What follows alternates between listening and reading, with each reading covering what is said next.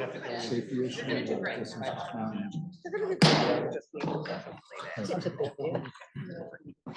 Senate will please come to order.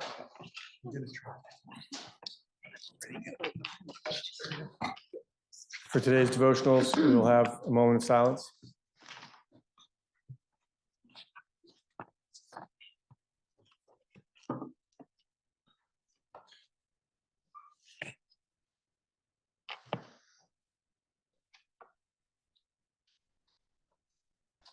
Thank you. I'd like to see how quiet we can get with the little mice running around. Are there any announcements?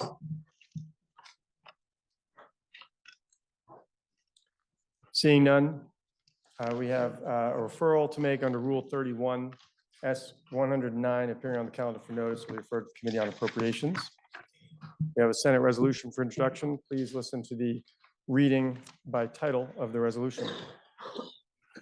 SR 15, Senate resolution relating to adoption of a temporary Rule 44A.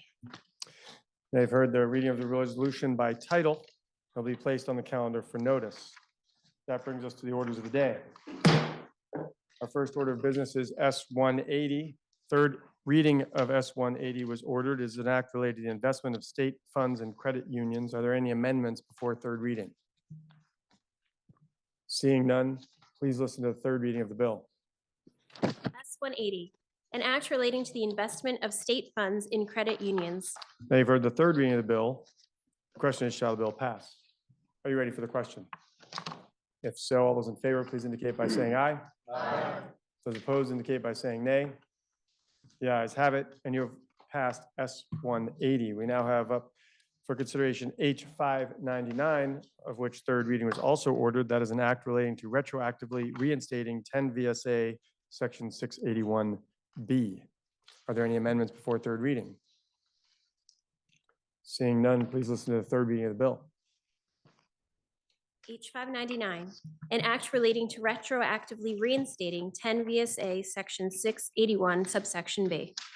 They've heard the third reading of the bill. The question is, shall the bill pass? Are you ready for that question? If so, all those in favor, please indicate by saying aye. Aye. Those opposed indicate by saying nay. The ayes have it, and you have passed H-599. We now have up for consideration with favorable proposal of amendment H-839. Please listen to the second reading of the bill. H-839, an act relating to fiscal year 2024 budget adjustments. They've heard the second reading of the bill. For the report of the Committee on Appropriations, Senator from Caledonia.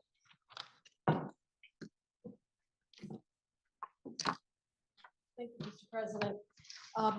I have had distributed two documents that I think are very helpful in summarizing the budget adjustment for this fiscal year. The first is really, we call them the footnotes or the highlights, and it's a way of making the contents of a rather lengthy bill easy to understand without going through the whole document. So as you can see, we've laid out in its sections sort of the revenue reality that we're entering right now and will be confronting us in the next couple fiscal years. Kind of the overall BAA, and that's what we do. We go back and we update appropriations, we update caseloads, we address funding needs that perhaps had not been anticipated when the budget was finalized.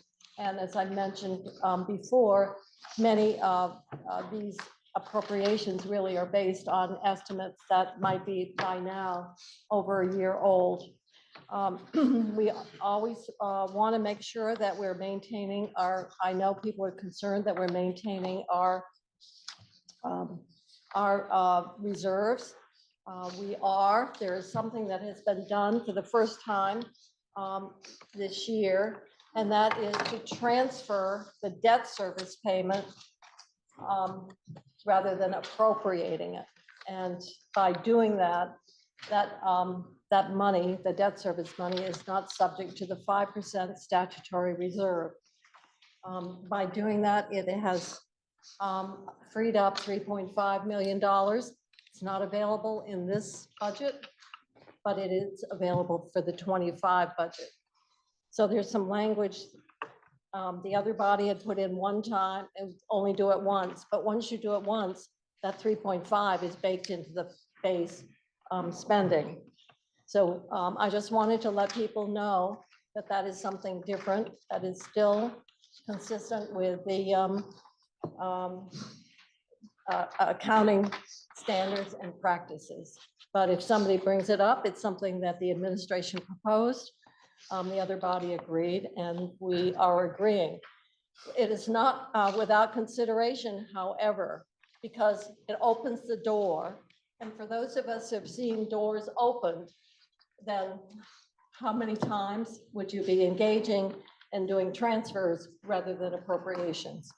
So this is something different, maybe, and we did confer with the treasurer's office around this practice and got confirmation from that office that for this amount of money and the fact that it was an acceptable practice, they did not say, don't do it. On the other hand, they did have a red flag of caution that the more you do this, the more you're actually reducing reserves.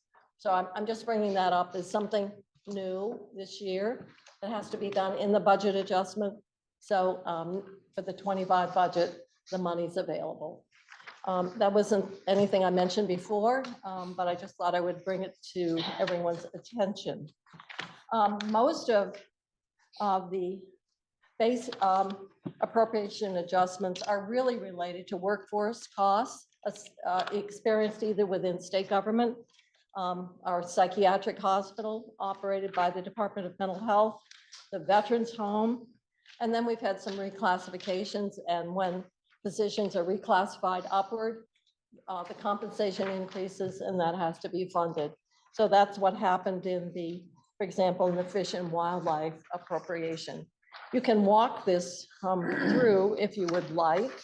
And then the other on page 2, and I never used one of these before. How do I?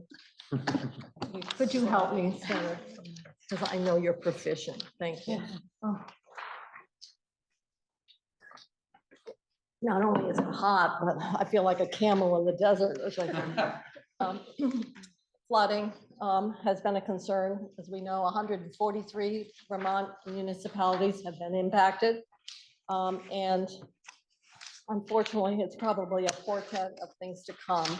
But I know communities are looking at ways that they can make areas more flood resilient, and we appreciate that effort. We wanted to make sure that the state share of the match, FEMA match, is fully funded into the ERAF fund, which is Emergency Fund, for the FEMA match. And we also wanted to make sure that we were providing some immediate relief to our municipalities that were impacted. As I mentioned before, we set up in the summer the BGAP program that helped businesses that were impacted. Oh, and that triggers another thought as well that I did not mention. Has to do with the license plate section, so don't let me forget. And then we set up the methodology of how we would assist impacted municipalities because the way the damage was somewhat different. Rather, a lot in Johnson, for example, was on the municipal side. I think in Ludlow that might have been the case as well. Montpelier, on the other hand, was more on the non-municipal side. So we're trying to work that out. And it's like so many things, we thought it was easy. The other thing that I would mention too that was flood related, and that has to do with the license plates. And I'm sure you may have seen a recent press release, but with the flooding, the executive branch decided to issue another Vermont Strong plate. And that plate, and we had language because we had actually approved the Vermont Strong plate back in Irene, so we had statutory language. In the executive order creating it, We also increased the fee from $25 to $35, and the governor redirected where the money went. Under Irene, some of it was directed to the Vermont Food Bank. The executive order directed it to a different place. It seems minor, and the money is minor in the scheme of things, but the reality is the constitutional obligation and authority to raise revenues in the form of a fee and to appropriate money is in the legislative branch. So this is an example of the separation of powers. And so the language here is simply to say, it's our authority to set that fee. We agreed with the $35. That wasn't the issue. In moving it up from 25 to 35, there was a certain irony in that as well. But also there's language that said other money coming in after this became effective would go into the general fund to be used for natural disaster relief. So it's not to say it wouldn't be used for a good cause, but it would be, we kept the money flowing to the Vermont Food Bank. They would like more money, went to the community fund. And so it's small, the money's small, and I hope you all bought your socks. And the other issue was around using that as a way of promoting one business in Vermont over another.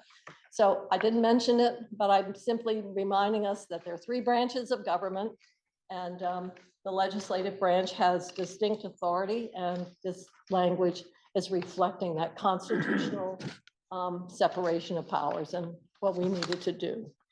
The other part, and we certainly know this has been a topic of great discussion, and that has to do with how we've dealt with our homeless population and how we're building alternatives to our motels. We have spent millions of dollars. So there is some language. For the first time, we're putting in a limit on the amount of money that we would pay per room. We did raise it from what was included in the bill as it was passed by the other body, which was $75. There's been some discussion, is that the right amount? And so we will have to have some more discussion. The big concern is we already are constrained. There are people that would qualify for that kind of emergency housing, and they're not getting it. I mean, because there's only so many motel rooms available. So that's why we're going to continue to work on providing alternatives, but bringing housing, permanent housing online it takes a while to do. And so we're looking forward to the recommendations out of our housing committee. Some of those are not going to be easy. Last year, we had some rather interesting discussions about how we expedite and support the construction of those permanent housing. I'm not going to go through the other parts of the budget adjustment. As I say, most of them are just truing up, trying to align expenditures, and ultimately, I think as I mentioned, our plan is to offer an amendment on the temporary housing, emergency housing before 3rd reading tomorrow. There may be some other alternatives and simply waiving our whole adverse weather, which allows anyone to come in for emergency housing during the winter period of time. So for example, under normal GA, you have to meet a category. Under adverse weather, you could be single and 25 or whatever and could provide the benefit. So that will be something that I just want to bring up as something that will be an amendment, and also if we can, in terms of the methodology for the flood relief payments to our municipalities. So with that, I think I've sort of don't want to go back and repeat everything I've said before. And so the committee vote was 7-0-0, and we hope this body will concur. So the question is, shall the Senate adopt the report of the Committee on Appropriations? And to be clear, that is the amendment of the Committee on Appropriations to the underlying bill as it came over from the House. There is in the calendar, as noted earlier, the second amendment by the Senator from Caledonia, which would at this point normally be the one to be offered to amend the report. But as the Secretary indicated, we will be without objection taking that as a Scrivener's error and not go through the process of voting. Are there any objections? Senator from Chittenden Central. Thank you, Mr. President. I'm just wondering, our normal process would be, as I think of it, to have the report on the budget adjustment, then move to the amendment. The amendment offered by appropriations, I believe, vote on that amendment and then vote on the now amended report. Is that? That is what we are doing. Thank you Yep. very much. To be, sorry if I was unclear on that. So the current question is, shall the Senate adopt the report of the committee, which can also be described as, shall the Senate amend the bill as offered by the Committee on Appropriations? Senator from Addison. Clarifying.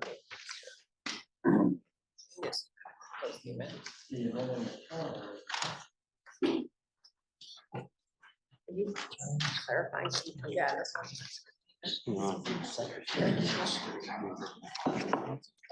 I think they were just clarifying. Just give me one moment, please.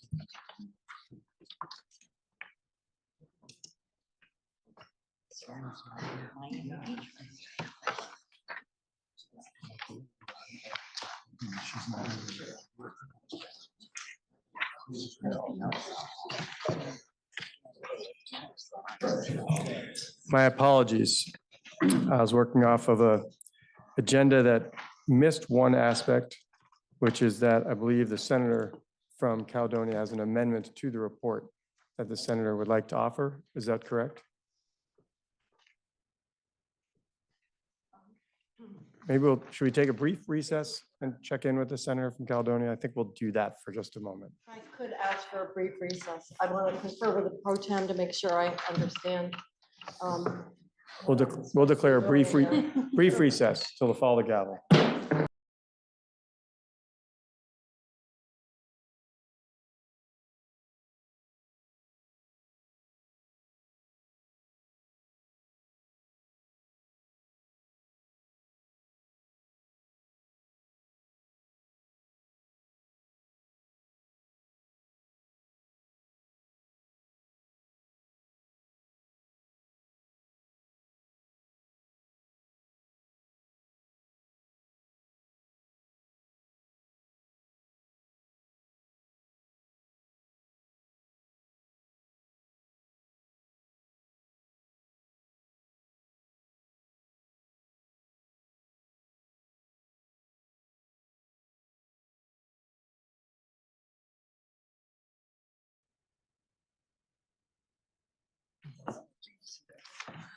My apologies for misinterpreting the orders on the calendar briefly.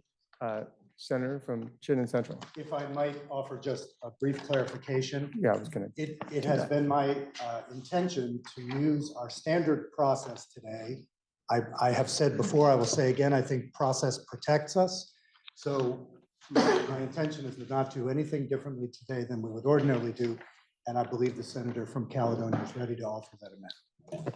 That is correct. So on the calendar on page 152, there are two different amendments. The first one was I believe the Scrivener's.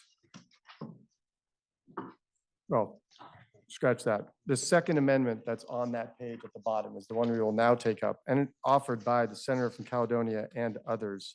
Senator from Caledonia. Thank you, Mr. President. This is an issue that your Senate Appropriations Committee spent quite a bit of time deliberating. I would point out that perhaps I should say I'm responsible for this situation. Last year, and actually I will go back, when the legislature enacted the cannabis legalization bill and went into a tax and regulate environment. There were two taxes that were included in that legislation. One was an excise tax that a portion went to prevention, and the other was a sales tax on cannabis and cannabis products that was specifically allocated for after-school and summer programs. That was in the bill. It was done as an amendment to the bill by House Appropriations when that bill was acted on by the other body. Included in that was language that made it very clear that the notwithstanding, in other words, the payment for those programs, both public and nonprofit, would be paid because all the other sales tax flowed in to the education fund. So the sales tax from the cannabis had a fence around it to be used. It was dedicated for this purpose. And it was done because, and I have the benefit of historical memory. First of all, our senior center from Bennington, the whole bill in judiciary, it was a torturous process in terms of should we legalize, how we do it, how we protect.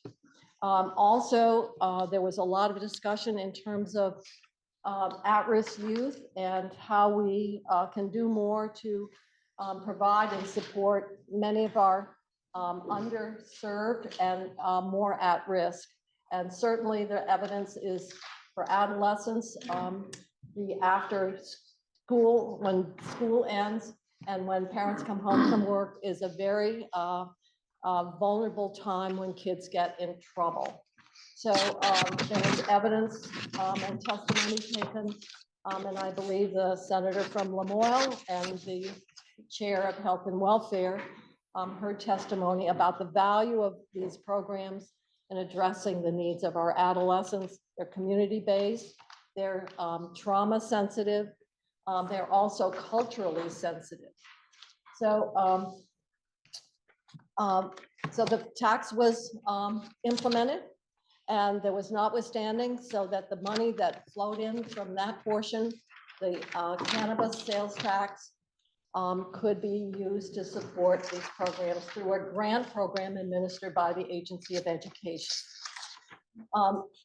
So the notwithstanding dealt with it because anyone who's around, and I was not around when Act 60 was passed, but there was great concern that there would be attempts to actually load expenditures on the education fund, and ultimately it would be property tax payers because of the statewide property tax that would end up being, I hate to use the term rated, but obviously used as a financing mechanism. So there's something in Act 60 was called the poison pill, and it limited what the ed fund dollars could be used for. So that's why the notwithstanding was necessary, so that that statutory requirement was not withstood. Then there was a task force, and the vice chair of the committee happened to be co-chair of the task force on after school and summer programs. So I'm just saying that the committee, we had a lot of historical knowledge and involvement in the development, the design, the mission, and the intent of these programs serving youth who are the most at risk. And that was sort of the history here.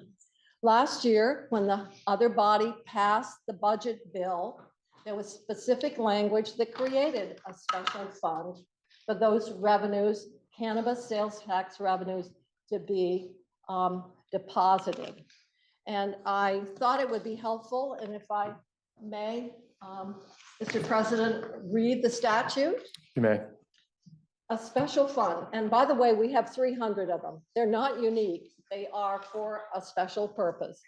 And so a special fund is created to account for specific revenues earmarked to finance particular or restricted programs and activities, or created by the express enactment of the General Assembly. I can go on. But we have, for example, the weatherization is a special fund from that tax revenue. We have over 300 of them. So they're very, very common, and they're done to protect earmarked revenues that can only be used.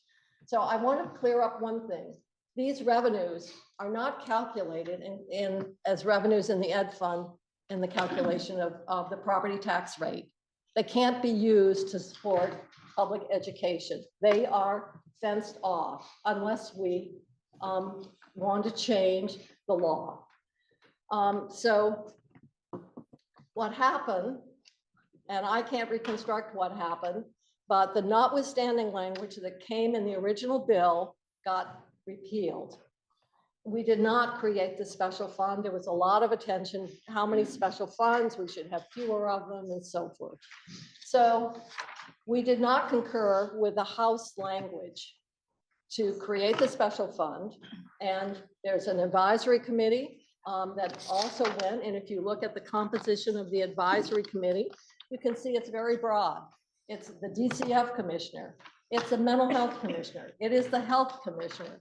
It is the ACCG secretary. It's a very diverse group of interests that are being brought to bear to advise the Secretary of Education in the administration of this grant program. So what this amendment does is basically do what probably hindsight shows we should have concurred with the House passed language and the budget from last year. And I know that there's been concern about would any of these programs discriminate? So we added some additional language around that. The other part that I would mention as well is that many after-school programs are actually funded in addition. And so much of what we're talking about is really braided funding because we've got the 21st century schools. Some, not all schools administer them and sort of bring together funding. But for children, our child care assistance program provides a lot of after school and summer care and vacation care or supervision. And it's financed through a child care assistance program, but that benefit ends at age 12. So many of these programs are really dealing with our teens, and we know that that's a population that comes with their own set of needs. And I've been hearing from many, I've been hearing from, I think we all have, different people have different spins. I have to say this was never the legislative history relative to the imposition of this tax. It's been very clear. It was dedicated. It was not to fund public education. It was to help the kids who are most marginalized, who actually are at greatest risk, either of drug use, mental health issues, delinquent behavior, as well as for younger children, making sure that they have a safe place, that many of them need nutrition and so forth. So what we have here that this the amendment does is basically go back to what the House passed last year. It was passed in their this year budget. I mean, what they passed in the budget, they sent over to us. And so what we did is create an impossible situation. We got rid of the notwithstanding that allowed the payments to go out. And then we didn't create the special fund, which would allow the payments to go out to both school-based programs and those that are administered by nonprofits. And many of you have heard, some of them are very creative. I didn't know that we actually had a bus, I think it was in Windsor area, that does artwork. The Highland Center in Greensboro, a lot of rural kids are having the King Street School that really is doing a lot with our minority populations. So there's tremendous variety and innovative approaches in the design of some of these programs that have been supported. So the language in the bill, and it's been repeated several times, is to use these revenues to expand existing programs or to create new ones. And we feel that we need to deal with getting this money that is allocated. It should have gone into a special fund. Now that you look at what a special fund is designed to do, these have been dedicated, earmarked revenues right from the beginning of the passage of our cannabis bill. And so what we are proposing is really reflective of the policy that has been set forward multiple times by this legislature. And so as you can see, the amendment is being sponsored by all members of the Appropriations Committee. As I say, we have the benefit of a lot of experience with this whole legislation and the fact that we are now legalizing and reaping revenues from the sale of cannabis. And so that is the amendment. And as I say, it's not new. It's simply really based on and largely reflects. Now, some of this, in fact, we did last year. We created the advisory committee to the Secretary of Education. That is in the bill. This is in law now. And the only thing that we didn't do is create the vehicle to get that dedicated revenue to fund the programs that were clearly envisioned in the various bills that have been passed since 2020, I believe. So thank you, Mr. President. So to restate, so it's very clear, current motion now is shall the report of the Committee on Appropriations be amended as offered by the Senator from Caledonia and others, as found at the bottom of page 152 and continuing on in the calendar. And the clarification would be that on page 153, in the second instance of amendment, the first two sentences have a Scribner's error that we are indicating as such without objection. So the question is, shall the report of the Committee on Appropriations be amended as offered by the Senator from Caledonia? Are you ready for the question? Senator from Chittenden Central. Thank you, Mr. President. And I apologize if I swoon from the heat. I'm going to try to stay standing here. I want to share my deep appreciation with the Appropriations Committee for presenting us with this amendment and all the work that's gone into it. I do not envy them the task at all. It seems extremely difficult and complicated. I'll just launch in my spiel. That said, as Vice Chair of Senate Education, I have some deep concerns with this proposal. This amendment seems like an answer to a problem that does not exist. School districts and LEAs already work and contract with after-school programs all around the state with great success. And current law supports this robust and collaborative mixed delivery system. Why change it? Local control is baked into our school districts and our LEAs. They know their communities, they know their kids, they know their educational ecosystems better than anyone. The amendment circumvents districts and LEAs, and I still don't quite understand why. I'm not suggesting that this money should fund public education. School districts often receive special funds from the AOE, and they work with their community partners. They use title funds and ESSER funds, for example. They work with their community partners, and these special funds are audited annually by the GAAP, which is the Generally Accepted Accounting Principles, and the GASB, Government Accounting Standards Board's requirements. School districts and LEAs are held to the highest non-discrimination standards that we, the legislature, have set in Title 16, as well as federal law like Title 9 and IDEA. They know the trusted entities in their communities, and they're eager to partner with them. Mr. President, why do we have a public education system? If we have the laws, the infrastructure, the oversight, the local control, why not take full advantage of that system? I know, because I was a high school teacher for a long time, I know that kids need a multitude of experiences and a variety of adults in their lives. Our public schools, our after-school programs, our summer programs do just that. Early college, flexible pathways, community schools, sports, music, drama, the Boys and Girls Club, the King Street Youth Center. They all play a part in raising up our kids. The BAA was intended, I believe, to be a mid-year update to adjust the budget. This amendment is more than a simple adjustment, it's policy. The amendment appears to be a complicated change with unanswered questions and policy issues that need to go through the full legislative process. With that, I will not be voting for this amendment. Thank you.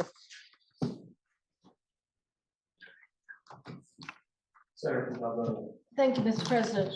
The issue of whether this is a policy change or not was one that your Committee on Appropriations discussed.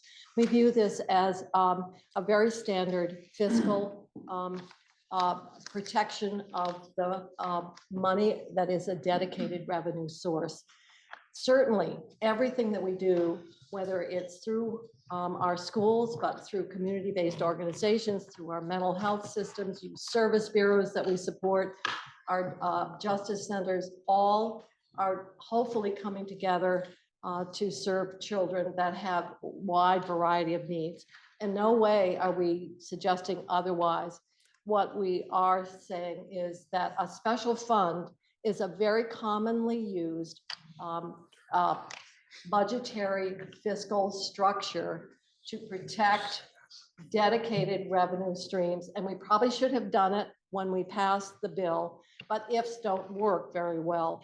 And if I had not erroneously, similar to what happens all the time, for example, we just did it with H599, where something occurs by error inadvertently, we correct it. So I would simply say that what we created is a process by which we can we cut off both avenues where we could efficiently administer the money. It's a statewide grant process. It is advised by it. It's a fixed pot of money. It's not, and so there's concern about leveling the playing field. Someone may have a difference of opinion in terms of what program or design serves which youth most effectively. So I would simply say we do not feel putting dedicated funds into a special fund is outside the norm of the way in which we deal with a variety of dedicated revenues, of which this is one. Thank you. Senator from Wyndham. Thank you, Mr. President. So I do agree with the presenter's earlier remarks about the temperature in this room, but I do have to disagree with some of the provisions in this amendment. And before, I do have some lingering questions that I plan to ask, but I do want to preface by saying this is in no way an attack on nonprofits or local organizations. My own daughter went to a nonprofit that partnered with the public school in Dummerston, and it was a great program. And that partnership is why I am concerned about what I feel is a policy change in this amendment.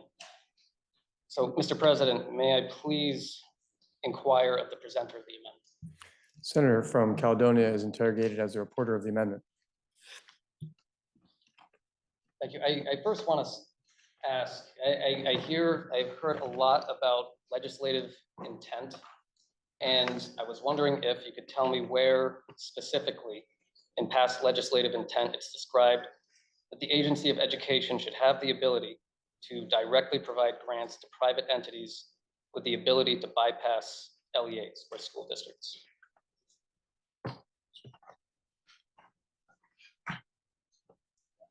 Could you am I aware of a statute that precludes? Could you restate your question, please? Certainly. Could you please share your interpretation of what the legislative intent is? Yes, I apologize if I was not clear. We went back to when we created the legislation for tax and regulate. It said very clearly that it would not withstand the language, the Act 60 prohibition about the funds going out to non-LEAs and to nonprofits. That was in the initial legislation. It outlined the purpose of the revenue and how they would be spent, and it was clear that it was for the expansion of existing and the creation of new after-school and summer programs. So that is the beginning, and it's been reiterated. It was reiterated in terms of the mixed program, and in fact, the Agency of Education has administered directly to nonprofits. There was some funding that came through Senator Sanders, and that money was in fact administered, and the payments went directly to the programs that were operating and were not the LEA itself. Now, there are provisions within the grant that requires the partnership and the collaboration. That is not in statute, but that is part of the grant agreement. Mr. President, I'd like to move on to a different, thank you for that. I'd like to move on to another question regarding LEAs and their involvement in this. And Mr. President, may I read from the report from Vermont's Universal After School Task Force issued on May 17th, 2021, as well as the State After School Grant Application Planning Guide issued on January 10th, 2024 from the Agency of Education. Without objection, you may. On the After School Task Force report, following is stated at the bottom of page 7, quote, "Quality after-school programs do not replicate the school day, but rather complement and reinforce it. Close collaboration between school staff and after-school staff is essential. School staff are encouraged to welcome and prioritize communication with the after-school staff," end quote. And so my question is that, well, I have two questions for this. Is that concept still applicable to the program that we have here now? Mr. President, I believe it is. I think that the grant application and the expectations, I have the benefit of the co-chair of the task force. Obviously, the recommendations of the task force are not the substitute for what we actually have enacted into law. But yes, I think we need the collaboration. Obviously, many of these programs are not on the school site. So there's an issue around transportation. The issue might be around any kind of medical or food limitations or so forth. So I think it is designed to be a braided program, working with entities all in together to really serve the youth, the most vulnerable youth of the state. So I believe that the grant requirements are specifically reflective of the recommendations of the task force. If I would defer and yield to the Senate co-chair of the task force for further information. But you have a second question? I do, and perhaps this is for the member who you were referencing a second ago. The reason that I'm holding concern about this topic is that on the Agency of Education's after-school grant application guide, it's stated that the school community partnership model is not a requirement. There are 3 requirements. There are 2 others. I'm not going to read them unless requested, but of the 3, applicants must pick or fall into 2 categories at least. And so rather, I don't have a question. I'm trying to voice my concern that it is not a requirement, despite what we've seen in the language from the after-school task force to partner with schools. You finished with your interrogation. If there's not a question, you There- can thank the senator. My apologies. I do have, Further, okay. I'd like to move on to another part of this.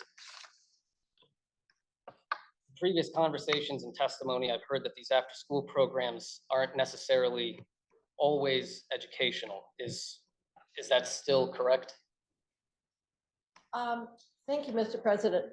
I would think that many of them, in fact, are not academic in design. They are designed to be a time of activities. Sometimes they provide tutoring, sometimes they provide athletic opportunities, in some cases art. music, those kinds, I suppose even could be, I don't know, horseback riding, for example, therapeutic kind of activities that kids can benefit from. So to suggest that the intent of the programs, and I would actually have to yield to other members, other senators, I'm sorry, for their comments on that. But certainly the program in Bennington that's operated by the Justice Center, one would not assume that you would have curriculum and the academic environment that you would expect and would be part of the standard school day. So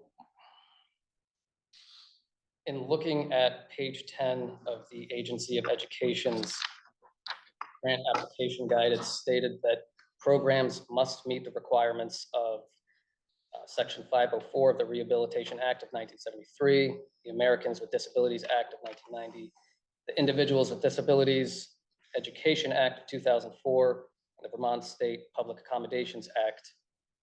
And I'm not going to go through every single act here, but I would like to focus on at least one, which is the IDEA, also known as the Individuals with Disabilities Education Act. If there are programs that are not providing education or special education services, is it correct or incorrect that they would not fall under the IDEA? Mr. President, I am not an attorney. I can't answer that kind of question without research. I know that even within our public school system, there are times when students with disabilities, in fact, cannot be served in the traditional classroom. And that is the reason we actually budget money to fund students to go to special programs, sometimes even out of the state of Vermont. So there are different ways of addressing it, but so I can't offer a legal opinion as to your question. Noted, and I appreciate that. My apologies if the question was convoluted. What I'm trying to point out here is that the application guide states that programs must meet the requirements, a list of requirements, one of which is the IDEA. And I hold concern if we are providing funds from the Agency of Education to nonprofits that are not educational or do not provide special educational services, because then they will not fall under the purview of these acts, which the AOE is saying these programs must abide by. Thank you, Mr. President. I think the fundamental debate here is, are these public education programs, are they community-based, community-focused? Some are both. I think that is when we create and fund many programs that benefit our children, our parent-child centers, for example. We put many public funds into a variety of different programs that serve Vermonters, and some are youth. So some come, because of the funding stream and the mission and design, and being the LEA, there's certain educational requirements that have to be met. I don't think that, so I would simply say that I think on the whole, and I'm going to ask the other senators who were part of this discussion to answer that question, are these fundamentally educational academic programs? And my understanding of that is that they are not. They are supportive programs. They are early intervention. They are prevention, delinquency prevention programs. They might fall better in the social service arena. And some of the grants, in fact, used and may still be administered by the Child Development Division within DCF. So I think that is getting into what was the language and the intent of the original bill that passed and has been articulated several times since then, that these are and they're not described, they're called just, and maybe out of school is a better description that has been suggested, but they are programs to support kids when the school day ends or when summer and school is not in session. My last question, I just wanted to point out subsection C. I appreciate the intent of providing a provision for non-discrimination, and I'm curious if you heard from the Attorney General or the Human Rights Commission on this particular section. The Appropriations Committee did not. I can't indicate whether, in fact, in the past, whether the Judiciary Committee or Health and Welfare took any more than we would with any of the other programs that we fund to support families or assist families where children might be at risk of coming into the custody of the state. So I will tell you that the Senate Appropriations Committee role was to do something that we do fiscally, and that is just to authorize the creation of a special fund to put these dedicated resources into. If you're making grants and the language is to nonprofits as well, then I would simply say that that is the language is clear on that. And they're going out now. So the legal questions that you're raising, I guess, are really present even now. I don't know whether King Street School would in any way be, or the center, or any of the other programs or the art programs would in all comply, or whether those grant agreements need additional requirements. That was not the purview of the Appropriations Committee. We just simply wanted to create what is done routinely as a fiscal action, and that is to create the special fund that its statutory purpose is to put dedicated revenues into. Thank the member. Mr. President, I never thought I would expend this much energy on the topic of the technicalities for how we provide support to after-school and summer programs. I know there's a few folks who, when looking at this, think this is not at all an issue and that it's being blown out of proportion. And to be candid, I initially thought the same thing until I did a deeper dive and looked at what I feel are policy changes that have a longer term and broader impact on the partnerships between our schools and nonprofits and private organizations in our communities. And instead of fostering already existing partnerships, I feel that we're creating a competition for funds. We're providing the responsibility of awarding these grants to the discretion of the Agency of Education.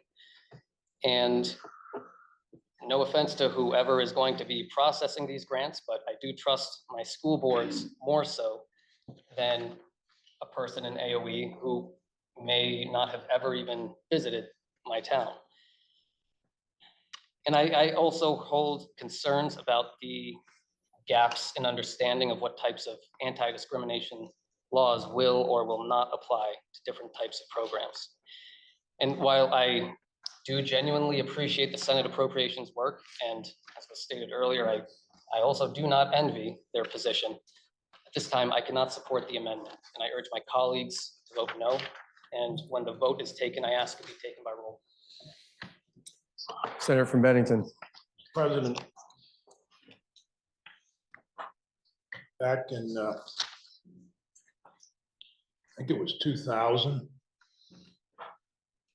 Anyway, the Brigham decision led us to a special education property, statewide property tax.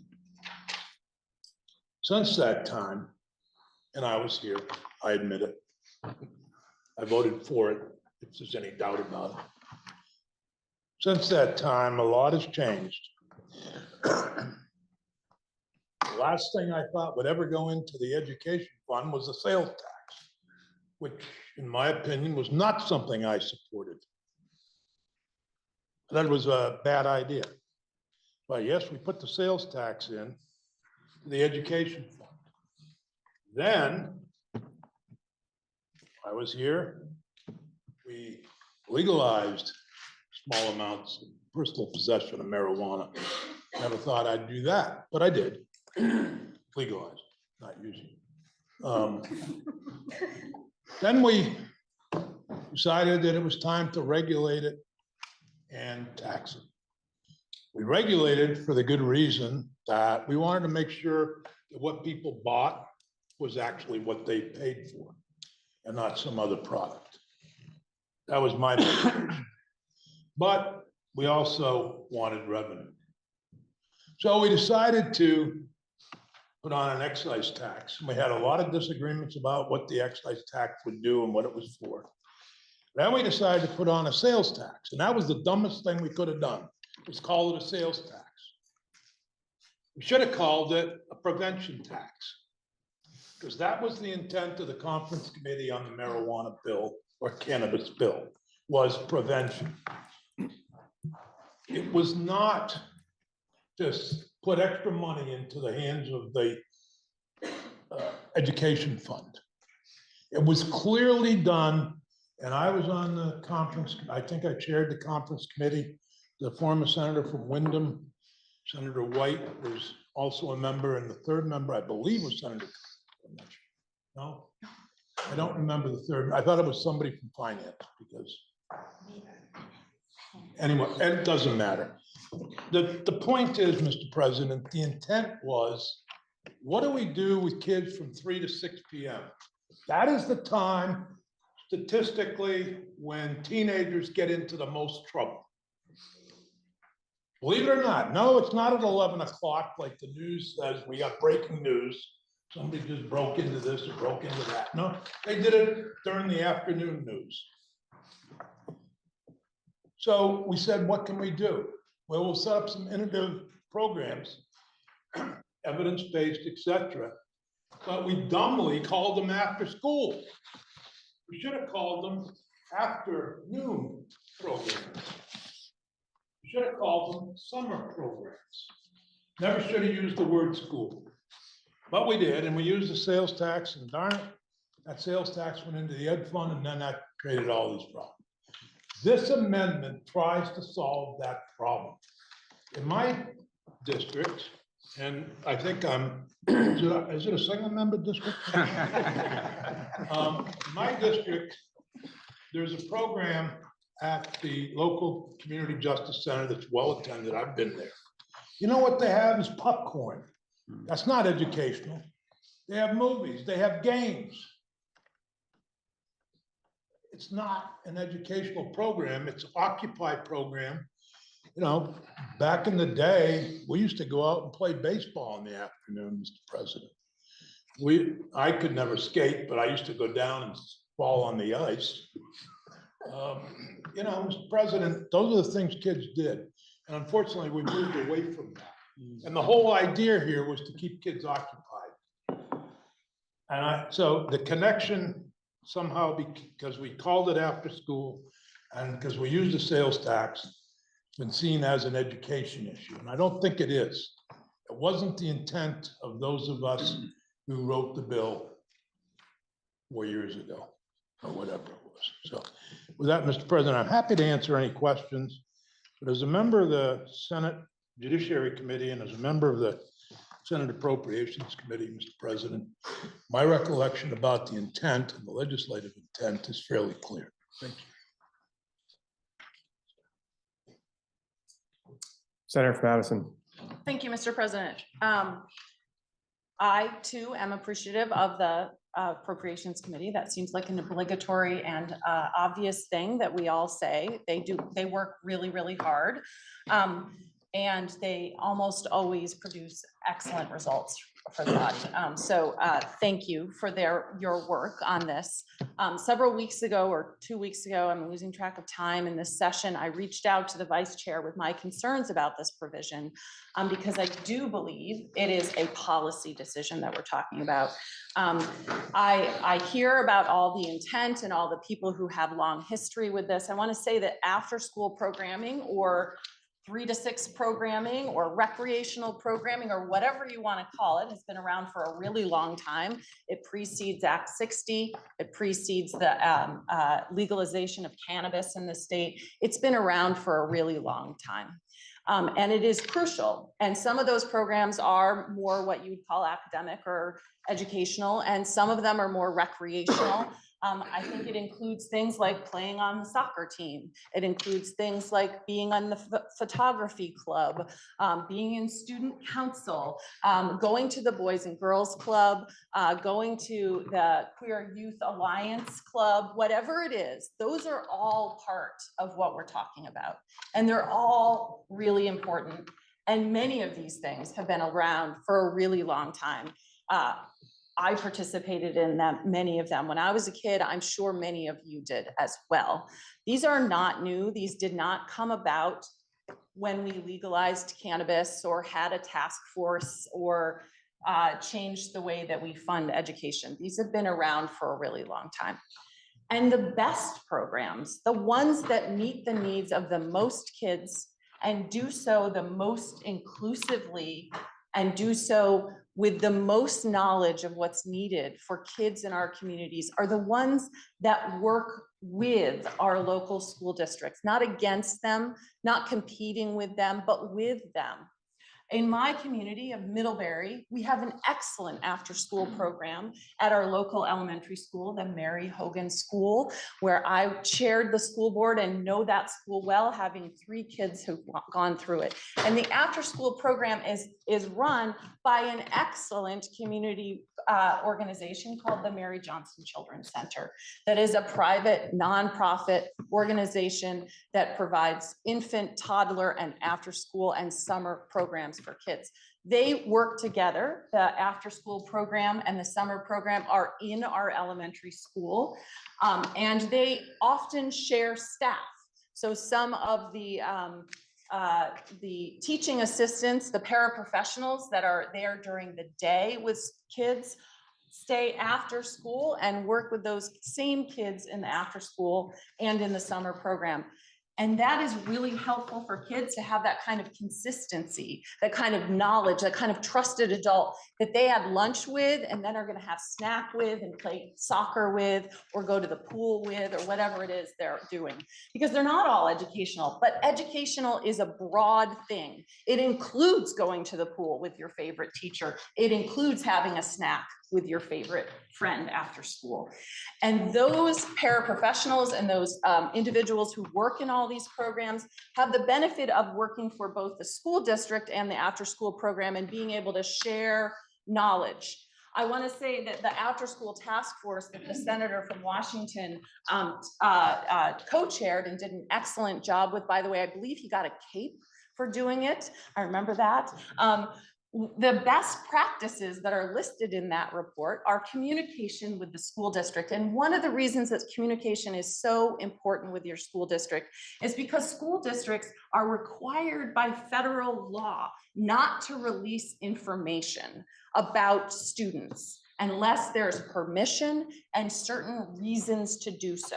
And you have to get parental permission, and there are very strict requirements about releasing that information. So if these partnerships are already happening, the release of that information is done so in the best way possible and following all state and federal guidelines. Another best practices is about making sure that we're not discriminating against students. That seems basic, and I know it's one of the concerns that has been raised. School districts have a lot of really strict requirements about providing education to students without discriminating, and primarily for students who are the most vulnerable students, and the strictest regulations are for students with disabilities. They have to follow a lot of federal law, and we want those students, some of whom are the most vulnerable students, to be able to access these after-school and summer programs, or whatever you want to call them. Those are students we want to be able to be served in these programs. And if they are in collaboration with our school districts, they are better served because the school districts have the experience of providing special education. Another best practices is that transportation is a factor. Some of these programs are hard to access if you don't have a car or if there's not a bus that goes to them. Working with school districts that provide transportation to kids better enables transportation. So the communication, the non-discrimination, the transportation, the sharing of staff, the sharing of knowledge, the experience and the expertise is really important. And the best programs do that in partnership with our schools. And they're not always at the school. In another one of the communities I serve, the Boys and Girls Club, the Virgins Boys and Girls Club, it's one of the best programs in the state for after-school program, if I do say so myself, is right across the street from the high school. And kids are able to walk there and they partner all the time. So what this amendment does is it severs the best practices of partnerships with schools. It severs that relationship that is so important. Some of the best programs will still do it. Don't get me wrong, whatever we do, some of those best programs will still do it. But by changing the language as is proposed in this amendment, it will not require those partnerships that are so crucial to providing the best type of programs for our students, our kids, including and especially the most vulnerable ones. So over the past several years, we have been doing more and more in this building that cuts schools out of programs, whether it's early childhood or K-12 or after school or summer. We have been cutting schools out. Public education is the foundation of our democracy. It is the foundation of what makes Vermont strong and what makes our communities strong. And I cannot support a continued degradation of public education, which is what I think this amendment does. And I can't support this amendment. And I ask you all to vote no. Thank you. I will call on the senator in a moment. I just want to offer, we did get a note from the Sergeant at Arms that unfortunately the heating system is broken. The good news is the person who's in charge of it is actually scheduled to testify in the Institutions Committee this afternoon. Senator from Washington. I've been around. I was on health and welfare when this proposal came up. The intent, as I remember, it was always to do after-school programs for kids who are the most vulnerable to get in trouble. And some of us live in communities that have the wherewithal, generally money, to provide a very good after-school program. The majority of schools in this state don't have that. You might get an after, you can go to soccer, or maybe there's a chess club you can go to, but it's very limited. And the kids I'm worried about are the ones who don't want to play soccer and don't want to do this. They may want to just hang out or do something. These are the kids that are most vulnerable to fall in with bad company and, end up using cannabis, which is now legal. We really need a place. If you're a nice kid and you fit in with school, then things are right. But if you're just that much different and you never really connect with the school because you don't think like everybody does, or you weren't brought up like everybody was. And I think that's what this is meant to do. It's not to, every school can continue to do every program they can. This is for the schools that can't afford. This is for the kids that don't fit in to this present model of what a kid should be. Senator from Lamoille. Mr. President, I don't believe this severs any relationship to anything between schools and the nonprofits that are doing work in this area. And it's my view that this supports what's out there now. There are over 300 so-called after-school programs around the state. There's many school districts that don't make any application for these grants, and it's only nonprofits that make applications. There are places where there are school districts that apply for these grants, and the nonprofit community doesn't. In my county, and my county was one of the first counties that started with a program, and it came out of the Dolce program that we heard about in health and welfare in 2018 and 19. And I think the senator from Chittenden Southeast, and at that time, the senator from Chittenden can speak to it probably better than I can. But in my county, I have 2 supervisory units, and they are completely different in the way they approach these programs. In the Lamoille North School District, there are 5 schools that have after-school programs, and they're all in the elementary. There are no programs in the Lamoille North District in the middle school and at the high school level. In Lamoille South, I have programs that are at Apple Tree Learning Center, which is the largest childcare facility. I have programs in Wolcott that are in rural arts, which has some connection to, I believe, the ballet in the Wolcott Ballet. I have programs that are offered by my FQHC, and they have specific programs for kids that, with problems that are mental health problems and anxiety problems and all of those. So I don't believe my FQHC, Lamoille Health Partners, it has the inference that these groups might be just treating people differently than that.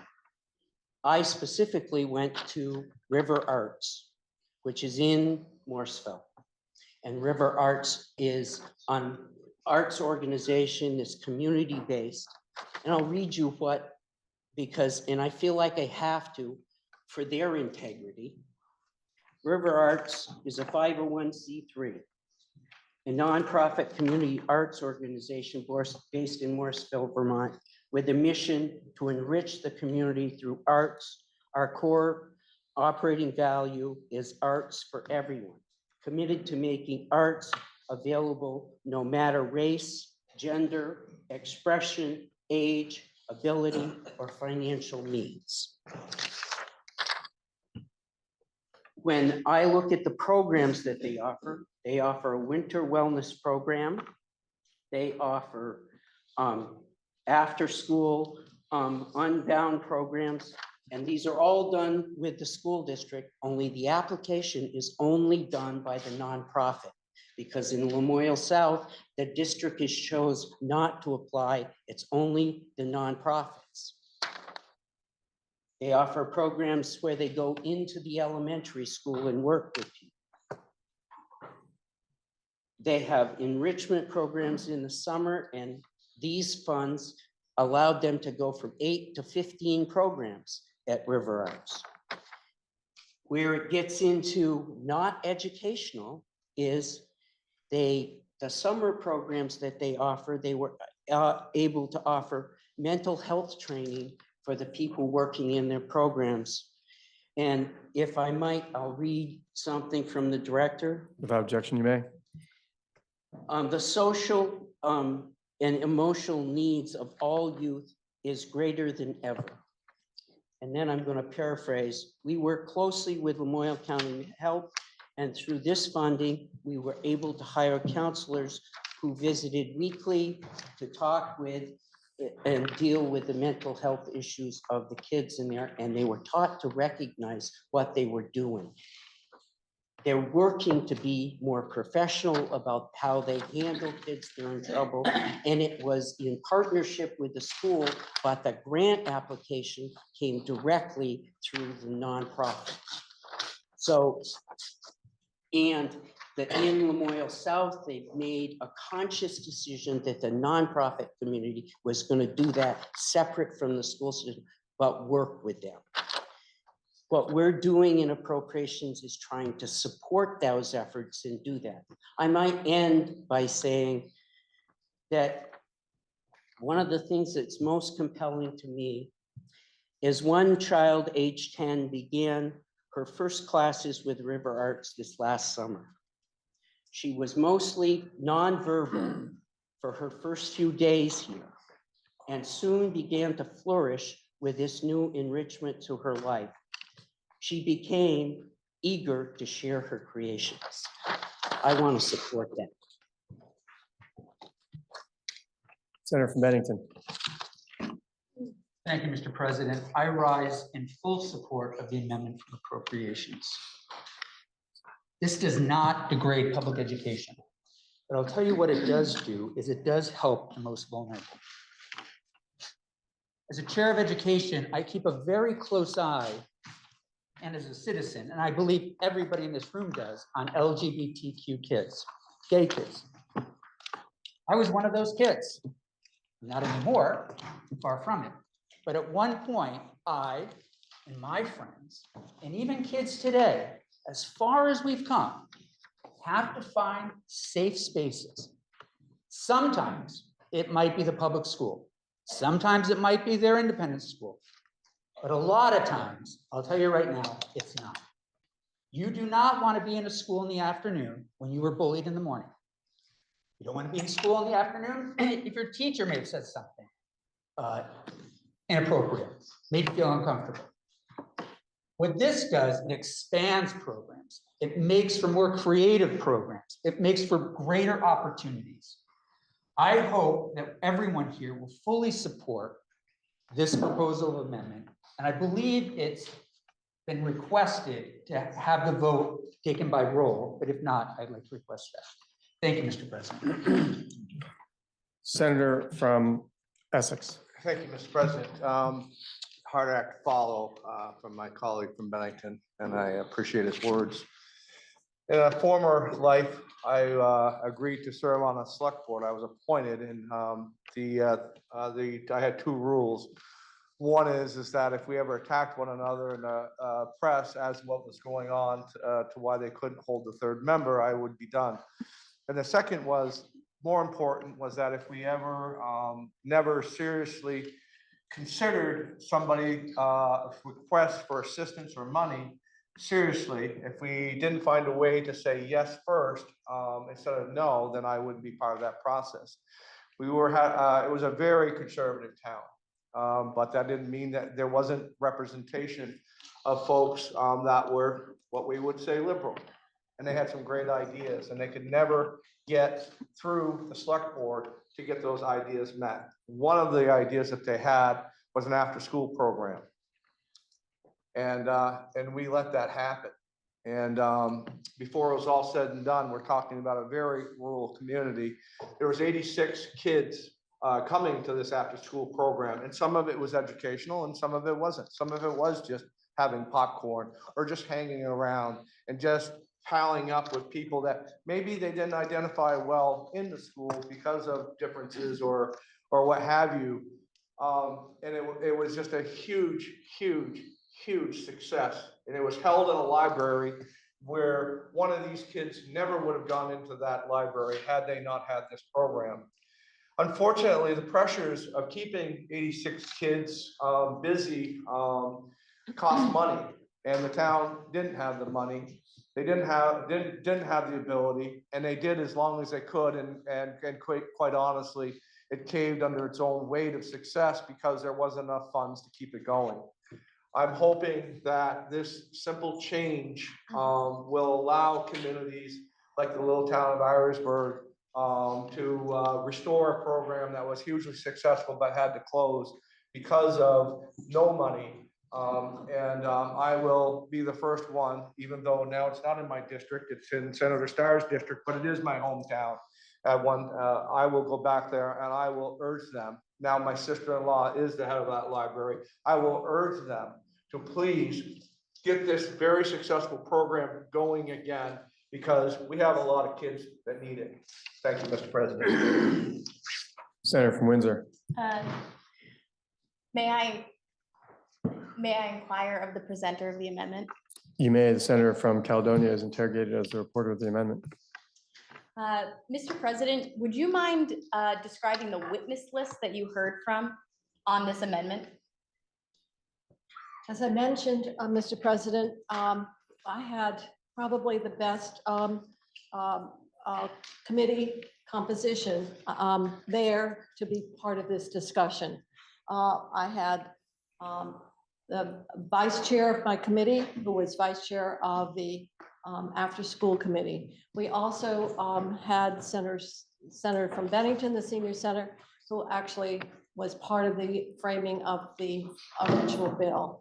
I had the chair of health and welfare, who could speak to what the mission, the purpose, design, intent of these programs were. I had the senator from Memorial, who had direct experience both as a member of the Health and Welfare Committee, but also with his own community and boards. We also heard from the secretary of the Agency of Education, who spoke in favor of the creation of a special fund. However, what was being taken here is not because the executive branch is promoting it. It is because it is the vehicle by which we can release the funds for the purposes that they were intended. And so we did hear from the Agency of Education as well. I think that as I said, we did not view this as a policy change. We viewed it as exercising something that we would do in terms of transfer of funding in the same way we would with any other revenue source, by the creation of a special fund for the purposes that the special fund statute envisioned.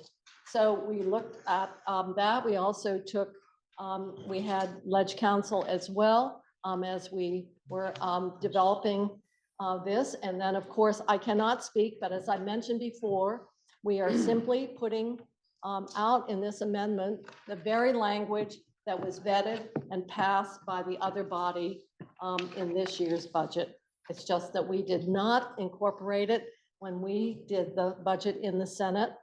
And as I said, we ended up closing both doors that would have permitted the efficient administration of these funds. So that would be the, and then of course, we've had a lot of benefit of a lot of emails and positions, and therefore we do not take a lot of outside testimony simply because of time constraints, but we had many, many emails that came to us of concern about keeping the level playing field, that children who might be in LEAs where there's not an interest to take on this administrative burden, that we would not comply with the underserved criteria that came with the funding. So I can't tell you how many witnesses in the form of statements that we received from emails. We obviously heard from the educational organizations. There was some concern that somehow we were rating or doing something detrimental to the education fund. All we were trying to do is within our normal budgetary framework, creating the special fund. We weren't revisiting the mission, the desire. We heard in terms of what the grant requirements are. If there's a desire or there's a view that the grant requirements do not promote the level of partnership, collaboration requirement, then that's certainly that can be looked at. But what this amendment does only is create a special fund to put a dedicated revenue source into, as consistent with the statute. I appreciate the remarks, Mr. President.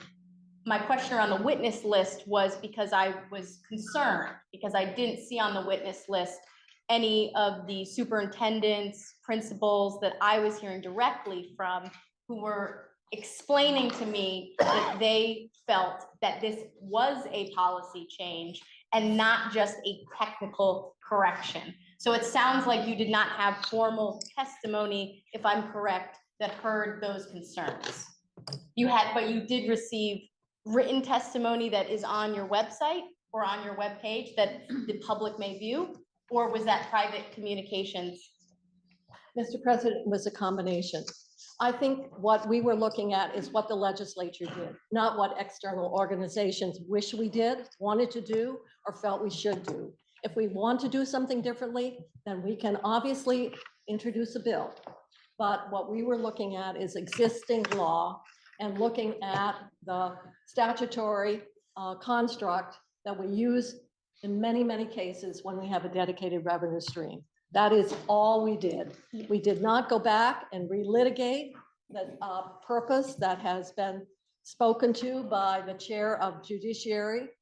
It was obviously a concern that we were looking at community-based organizations and working in partnership and collaboration with schools. No way diminishing the schools, but I would say I would rely on the law we passed, not what external organizations suggest what the law was. If we are wrong in that, then certainly we can be corrected. But I think our examination of the law is what guided us.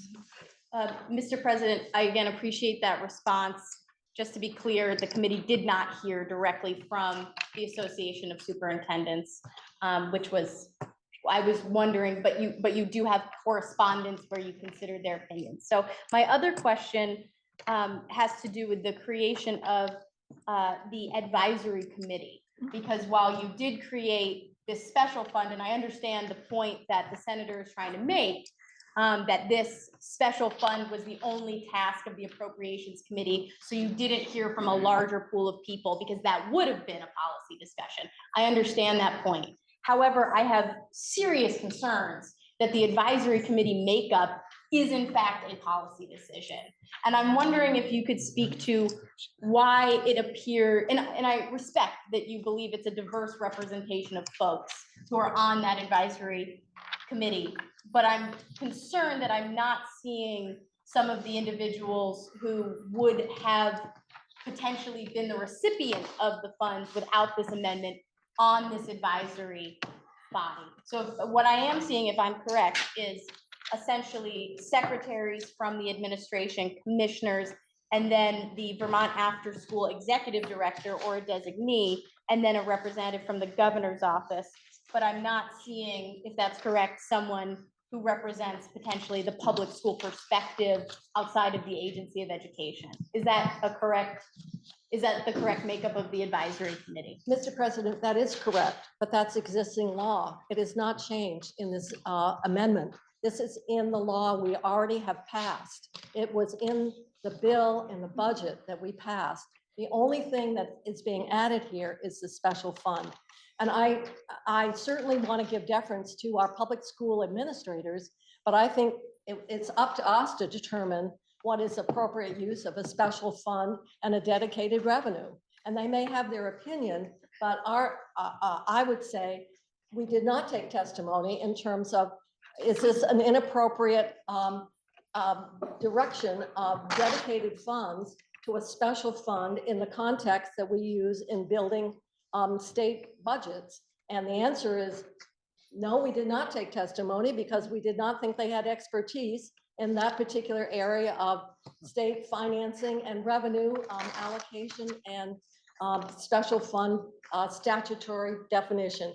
But as it relates to the advisory committee, that is current law. I'm not changing, the committee amendment is not changing it.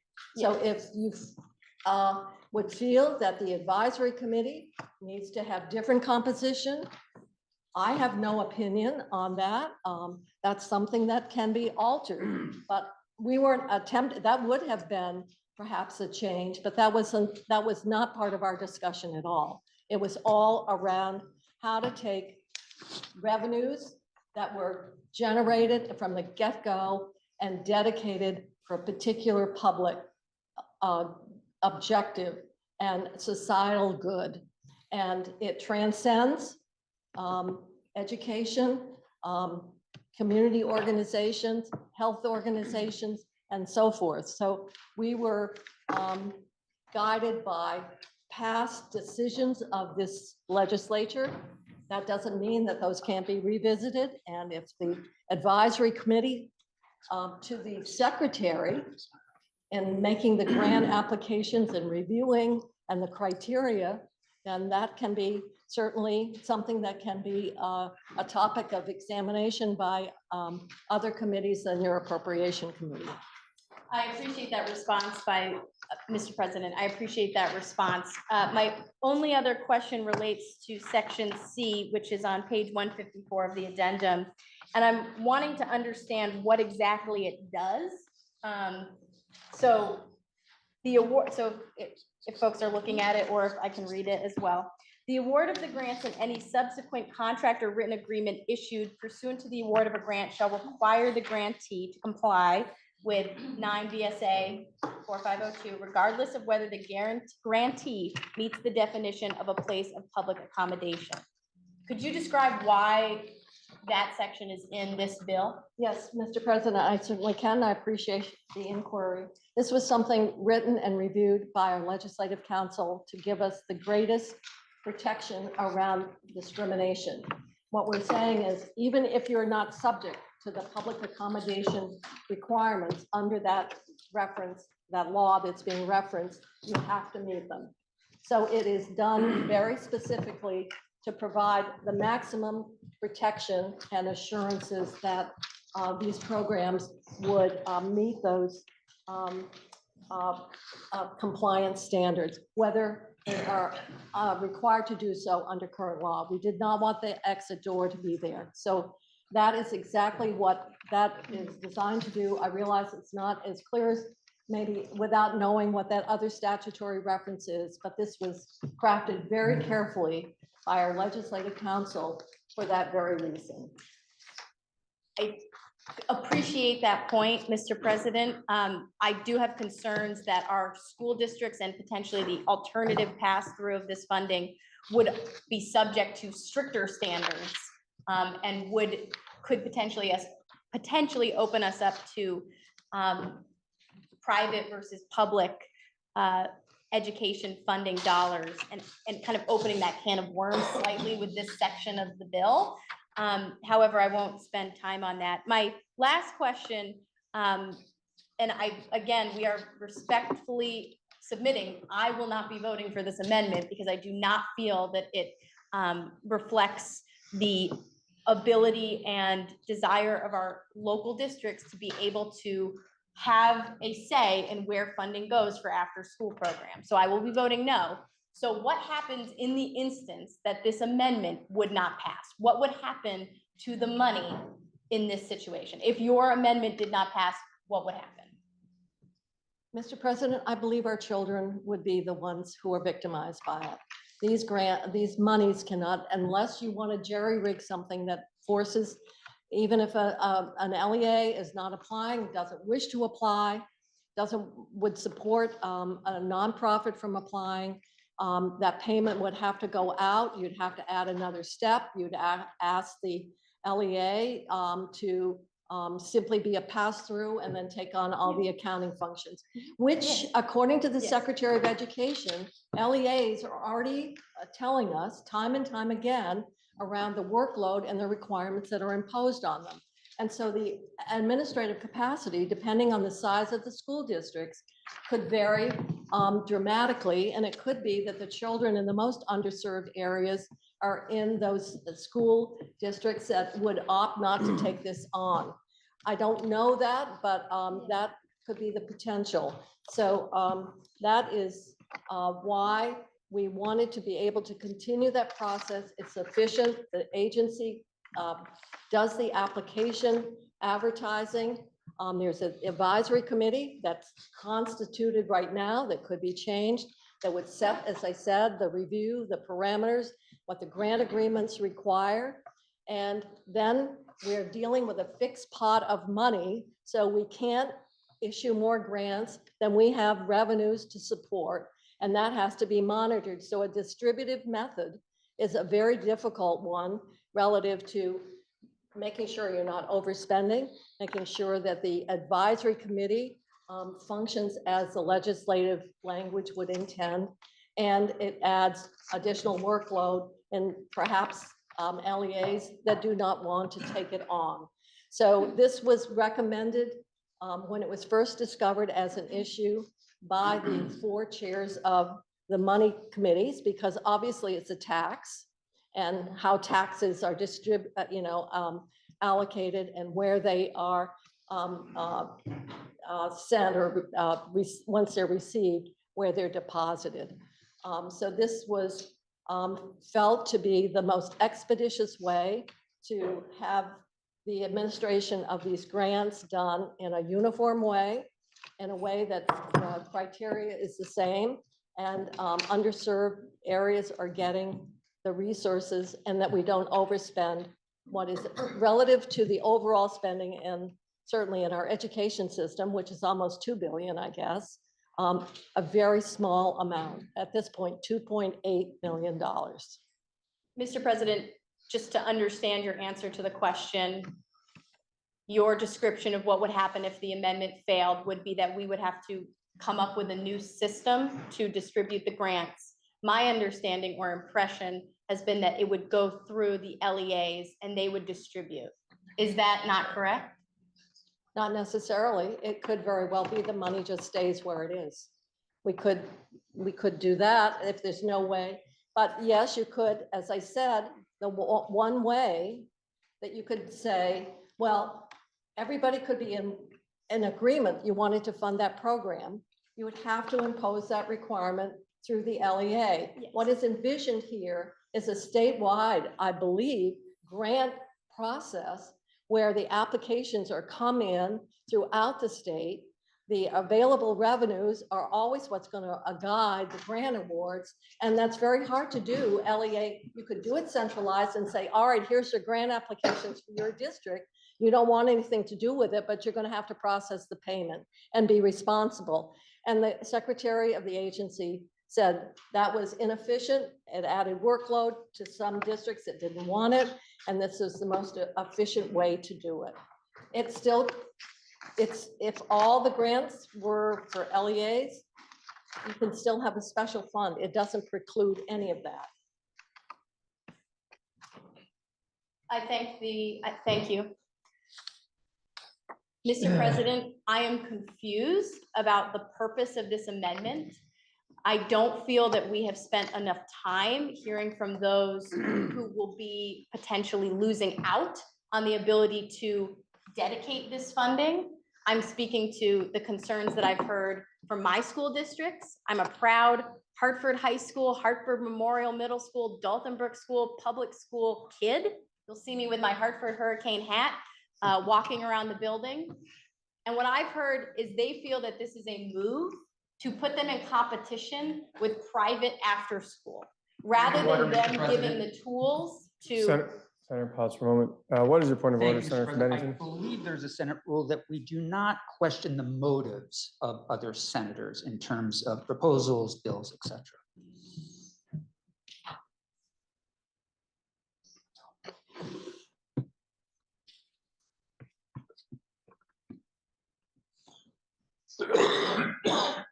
May we approach the podium?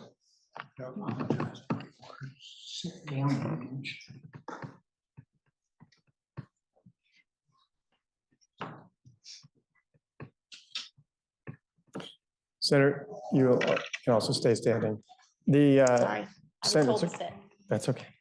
Senator from Bennington, your point of order is not well taken, although it could be heard that indicating what the intent of a bill is might impugn a motive, but just caution the speaker at the moment to be cognizant of those parameters. Thank you. Mr. President, I apologize. That was not the intent of my statement. And I don't feel that there is any ill intent, just to be clear. Rather, I am concerned that the voice of those who may be impacted by the grant funding was not fully heard by the Committee of Jurisdiction on the creation of this fund. And I appreciate the fact that they spent time on it, although, again, I do not feel comfortable voting for this amendment, and I will be voting no, and I encourage my colleagues to do the same. Senator from Orange. Mr. President, I offer a warning and a confession. We have 2 hours and 32 minutes of continued danger time between 3 o'clock and 6 o'clock in the afternoon when the kids get into trouble. Confession, I got into a lot of trouble between 3 and 6 o'clock in my youth, and no one will believe it.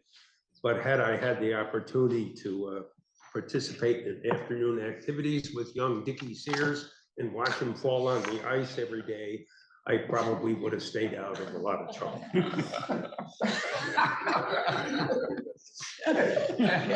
I'm not going to ask for a vote on whether people think that's true or not. Senator from Windsor. Mr. President, why are we not surprised? Thank you, Mr. President. I feel strongly that this amendment creates a line in the sand that I'm not willing to cross. I'm not willing to support any further diversion of public taxpayer money away from the education fund and from our local school districts. This is a local, it may be efficient, but it isn't local. The flow of money to after-school programs in current law already allows us to grant money to support a mixed delivery system of after-school and summer programming, with eligible recipients being public, private, or nonprofit organizations. I go back to the problem we don't need to fix. And it does so while preserving the public education mandate to serve every child. Neil Odell, who is a constituent of ours here in Windsor County and a school board member in Norwich and a former chair of the Vermont School Board Association, has shared his deep concerns with me about the amendment before us. And may I read from his comments? Without objection, you may. Thank you.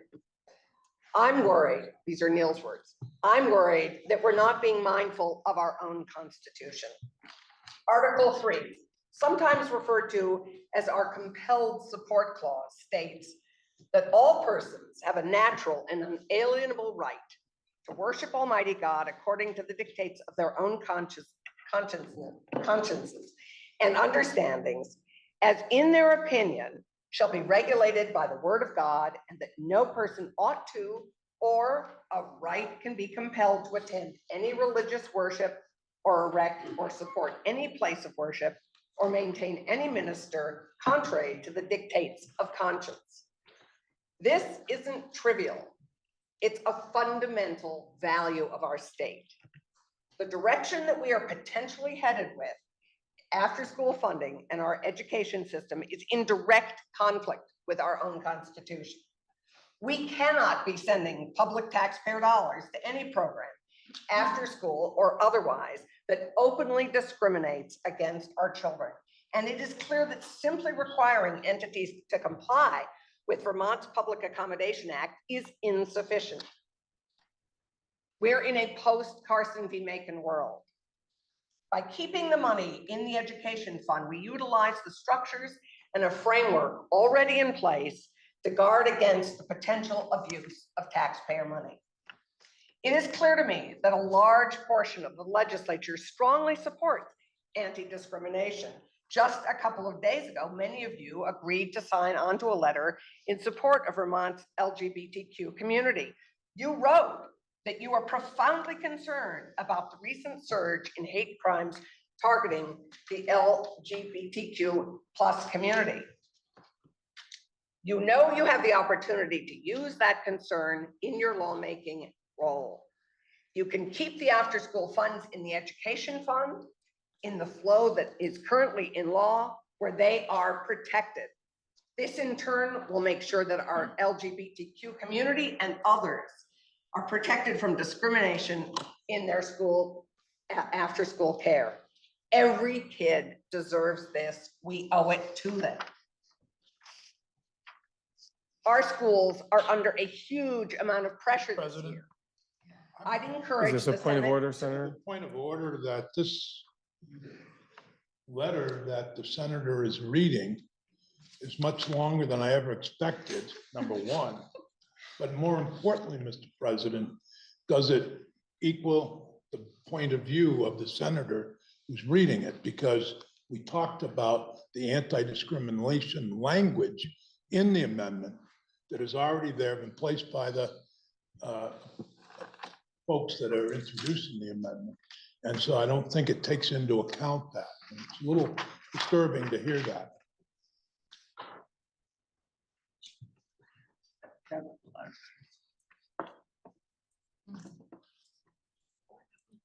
Almighty God.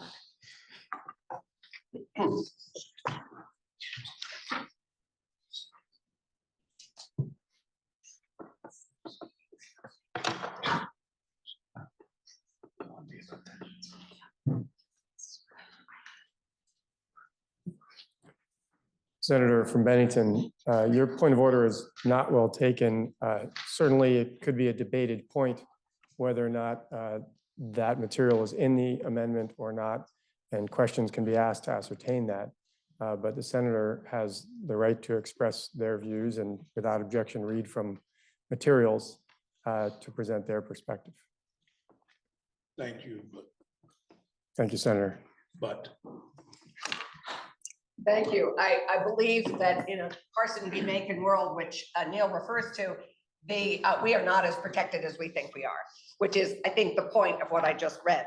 And my words are, our schools are under a huge amount of pressure this year. I'd encourage the Senate to let current law play out for a year or two, granting eligible programs through our local school districts and evaluate how it's working in the next year or two.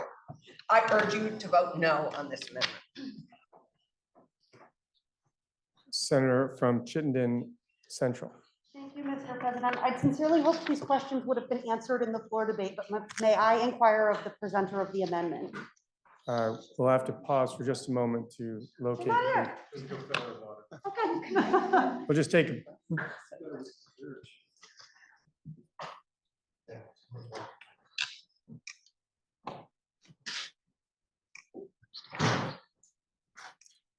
Senator from Chittenden Central has asked to interrogate the senator who reported the amendment. Thank you. Wonderful, thank you. Are there currently any public schools that are providing after-school vacation or summer services? Yes, I believe they are.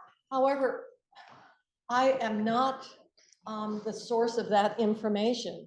In terms of numbers and which schools do, I certainly do not have that information at hand.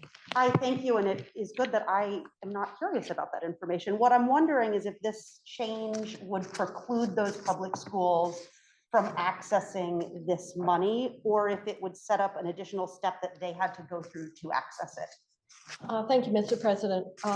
No, they can apply and they can get it, and they can get it directly. There's no extra step. Do they currently have to apply for this money? Yes, I believe they do, the same as they do with the 21st century funding. There are a variety of funding streams that have been braided together to support these programs that are in operation. So we use other mixed delivery systems to provide educational services and educational support servicing, things like vouchering, contracting with social and mental health services and other health services. Is there any precedent in the setup of these types of services for other special funds that bypass the local the LEA? Well, we have a variety of special funds. For example, weatherization benefits are administered by the CAP agencies or through OEO DCF. We have a number of environmental funds, for example, leaking underground storage tanks that go out. So yes, there are a variety of funds that make payments, but they're all, the payments have to be consistent with the legal definition of permissible use. Okay, I do understand we have hundreds of special funds. I guess my question, and I apologize for not being clear, was more about our mixed delivery, education and support services and whether or not we have a precedent for a special fund to provide those services that bypasses the LEA.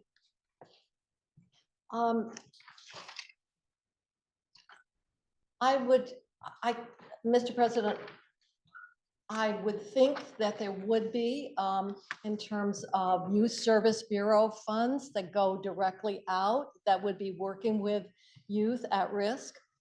As another example, we have a lot of public funds that go through the Agency of Human Services, including the licensed childcare after school and summer programs that are funded in a different, through different appropriations. Okay, I thank the member. I was one of the kids that we've described today. I had a single parent who worked too much, very little supervision, and a background of trauma. And in the wealthy district that I went to school in, I really didn't fit in. But it was my teachers at that local school that pointed me towards college and the community resources that I needed. By every metric, I was at risk. I was vulnerable. And after college, I spent years working in a contracted position that was contracted through the LEA to provide social, emotional, and mental health supports to those very same children and families. Kids who attended a variety of school and community services. We have amazing schools and amazing community resources that work best together. I can't support an amendment that many people have reached out to me concerned that it truly dismantles this collaboration. Thank you. Senator from Washington, just one small announcement. I will call on you in a moment. As a former member of the House who then served in the Senate, I just would like to remind the senators that the other individuals in the room are senators, not members, as we express the discussion between each other. Senator from Washington. Thank you, Mr. President. I agree with some of those that have spoke against this amendment that it is a policy issue. But what I strongly disagree with, that it's a change of policy. I served on the Education Committee for 2 terms, and I'm still jealous of the jurisdiction of that committee. And I would not support this amendment if this was infringing on that committee's jurisdiction, or if it was a change in education policy. This is not a change in education policy. This continues what we are already doing now and what we said we were going to do with this prevention money from the cannabis legalization and taxation. So we're just continuing that. That's why I feel strongly that it was okay for appropriations to just make a special fund, which the House voted on and passed last year. So any person that you spoke with, any member that you spoke with from the other body that felt like we were making a change, you should remind them that they voted to create a special fund last year in the budget bill and create all this other language. All the language you see on page 154 and 155 is existing language that was already passed. We just added the language, the subsection C under A about the discrimination in an effort to, strengthen that. But as been mentioned on the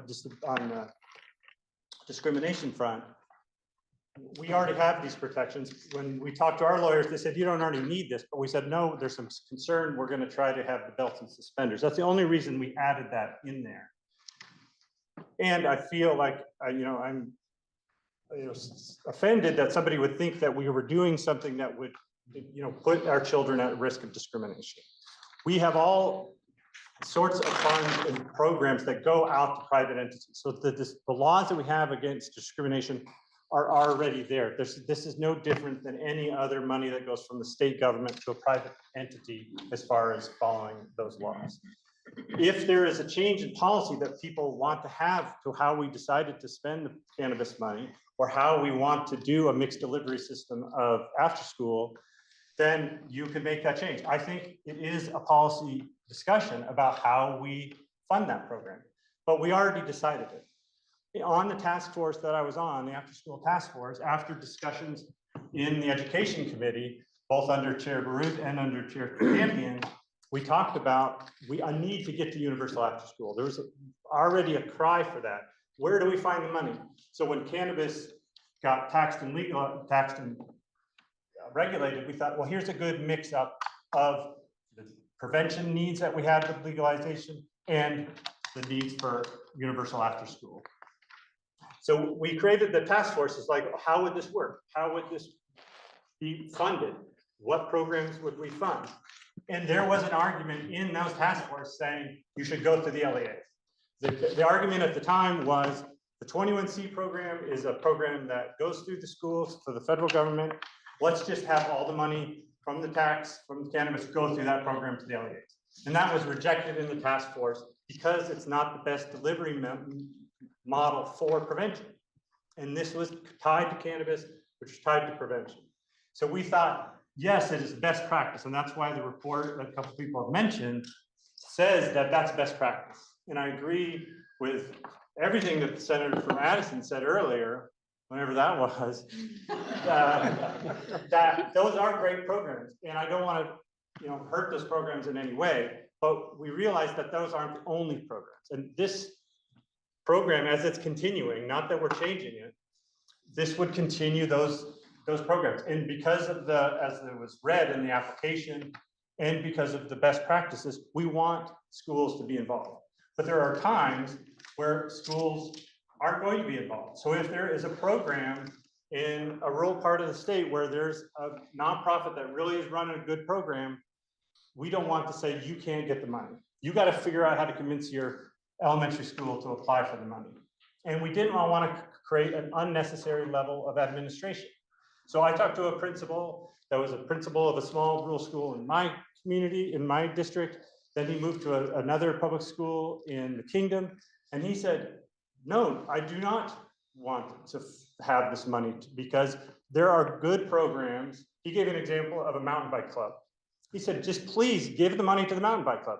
Do not make me take the grant manual. I don't know if anybody's seen Bulletin 3.5 from the Agency of Administration.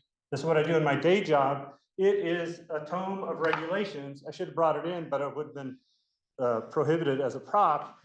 But it is a lot of regulation that you would have to do. So when I was in education, I think in 22, the first thing all the agencies, all the Vs, we call them, or the usual suspects, principals association, school board association, superintendents, all said, please, whatever you legislators do, don't give us more work. That is just really all we're asking you. We're overwhelmed. There are some schools that would love to do more after school programs, and we should fund them. Those should be the priorities. And I think that's the way Agency of Education is going to do it. They're going to fund those programs that are at schools or linked to schools.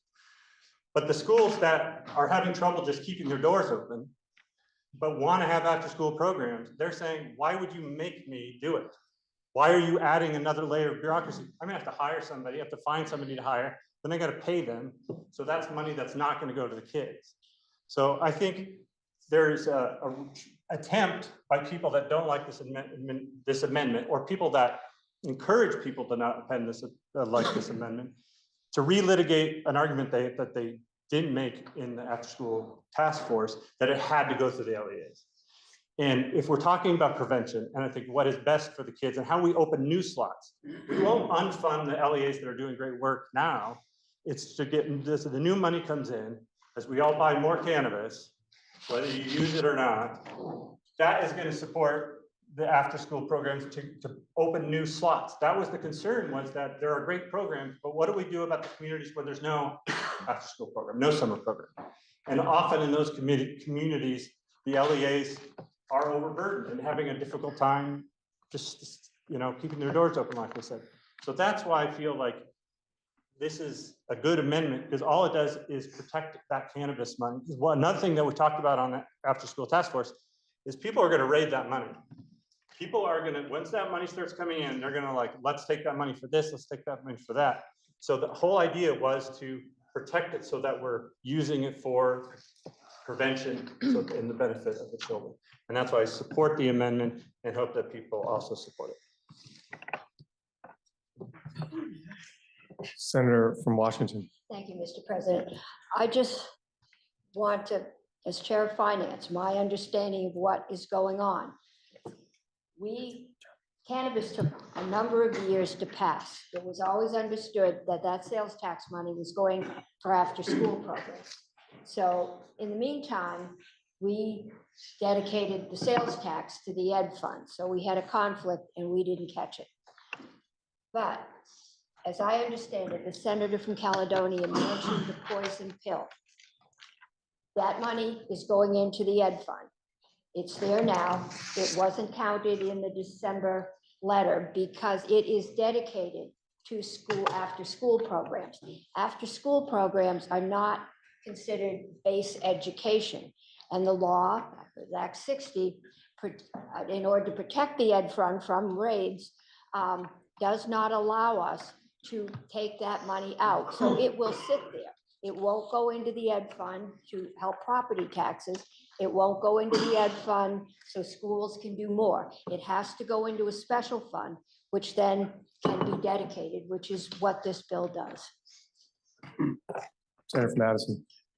Mr. President, I'm not sure how to refer to the neither junior nor senior member of the Washington delegation, the middle child who just spoke, who helped make it clear that this is not a policy vote in front of us. It's an accounting mechanism vote. It's a clarification of how money moves, how it's handled, and the decision-making around that could be called policy has already been made.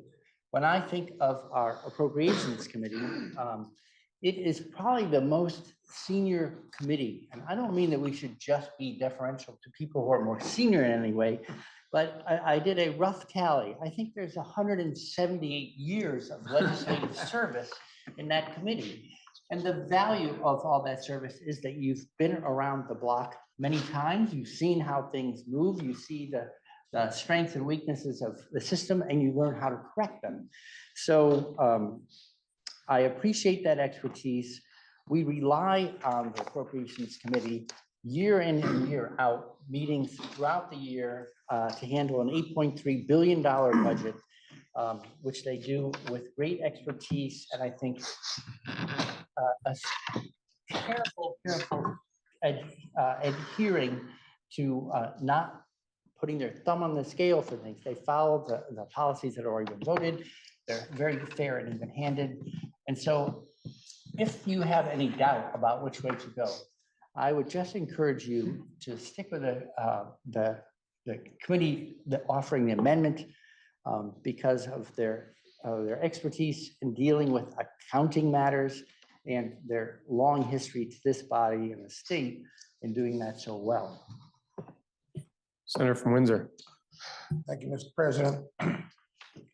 If an old legislator has nothing else to offer, there is institutional memory. The point has been made that the law involved here is existing law, that this is sort of a change of accounting under existing law. And that's true, as I understand it. But I would point out that the existing law has always been controversial. Many years ago, when the Lieutenant Governor and the President pro tempore served on the Education Committee, I had the privilege of being the chair. And we attempted to pass legislation that would say, if you want taxpayers' money, you've got to honor the same requirements that are imposed as conditions on anybody else who gets taxpayers' money. And we did not succeed, and that became the law, but that question remains.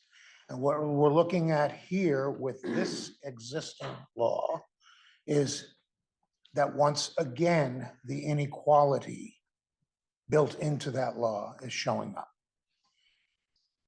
The senator from Windsor, Senator Clarkson, quoted the portion of the Vermont Constitution that requires that the state not compel Vermonters to support other people's religions.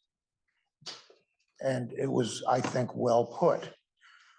I would refer senators' attention as well to the Vermont Constitution's Common Benefits Clause, which was the foundation of the Brigham decision which led the legislature, required the legislature to equalize town to town property taxes, school taxes, because they had implications for the access to quality education of the students in those towns. It was also the foundation for the Baker decision, which said that same-sex couples had a right to the same access to legal benefits of marriage as heterosexual couples, and required that the legislature address that inequality.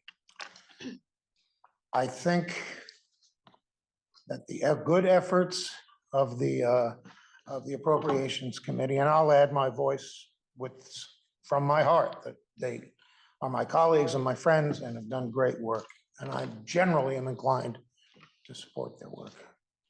But in this case, we are once again considering a piece of legislation that is consistent with existing law and makes sense with existing law. And that is the trouble with that existing law, because clearly this allows for taxpayers' dollars to go to the support of other people's religious beliefs. Senator from Chittenden Southeast. Thank you, Mr. President. I'm starting to think that it might be a precursor to serving in the Senate to have gotten in trouble between the hours of 3 to 6 p.m. When we were young. I definitely would include myself in that category. I was a really proud Boys and Girls Club kid. It saved me from getting in a lot of trouble. By middle school, my sister was homeless, my brother was dealing drugs, my parents were working as hard as they could, and mostly dealing with those situations. And the Boys and Girls Club in many ways really saved me and is one of the reasons that I'm here.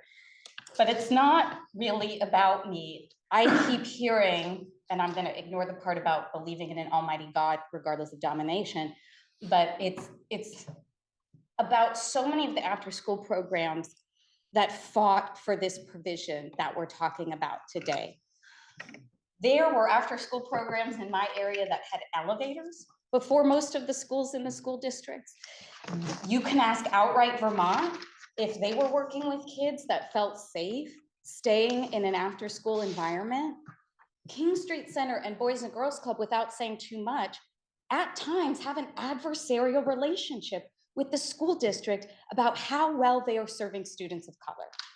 They brought to me a concern that the high school in the Macy's was asking students to bring an ID for safety, and if the students lost the ID, they had to pay another $10 to get a new ID.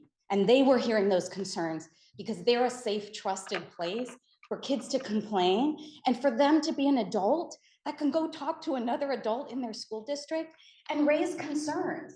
Are they being told, you're not good enough for this college, you should be applying for this college? And who are the people who they feel safe talking to about that? When you're an immigrant kid whose parents aren't around, it's not always the school district. It's very often an after-school program that some might consider not having a best practice of being in an adversarial relationship with their school district so that those kids get what they need. Because we should be in adversarial relationships if our kids don't get what they need. So many of the after-school programs that have written to us, the Boys and Girls Club, the King Street Center, I've been here over a decade and I hate to hear we did this before your time and you should just listen to us. But if you don't listen to us, listen to the after-school programs who brought this forward for over a decade. They weren't the school districts. They were absolutely filling a gap that existed where kids were not safe. And especially in middle and high school, they were told, you're free. I couldn't do after-school sports because they cost money at school. They didn't cost money at those programs. Those programs were fundraising day in and day out and now considered sometimes having too much money and too many special programs. And the money needs to stay with the school district because they fundraised so much of that time before the school districts were doing anything at all. Certainly that's not the case everywhere, but I can see a lot of scenarios where the school district's gonna say, they have an endowment, they have a capital campaign, they're fine. But they are working as hard as they can to continue to fill gaps. Driver's education, meals, safety, talking to their families, letting grandparents in and onto their property, multi-generational support for entire families. that our school districts are simply not capable of doing. So I am asking you, at the very least, not to say in the name of equity that you don't support this amendment, because this amendment is about the equity that those after-school programs have fought for as long as I've been here and longer. Senator Caledonia. Mr. President, I feel like a former legislator who said it. Everything's been said, but not everybody said it. So I would like to call the question.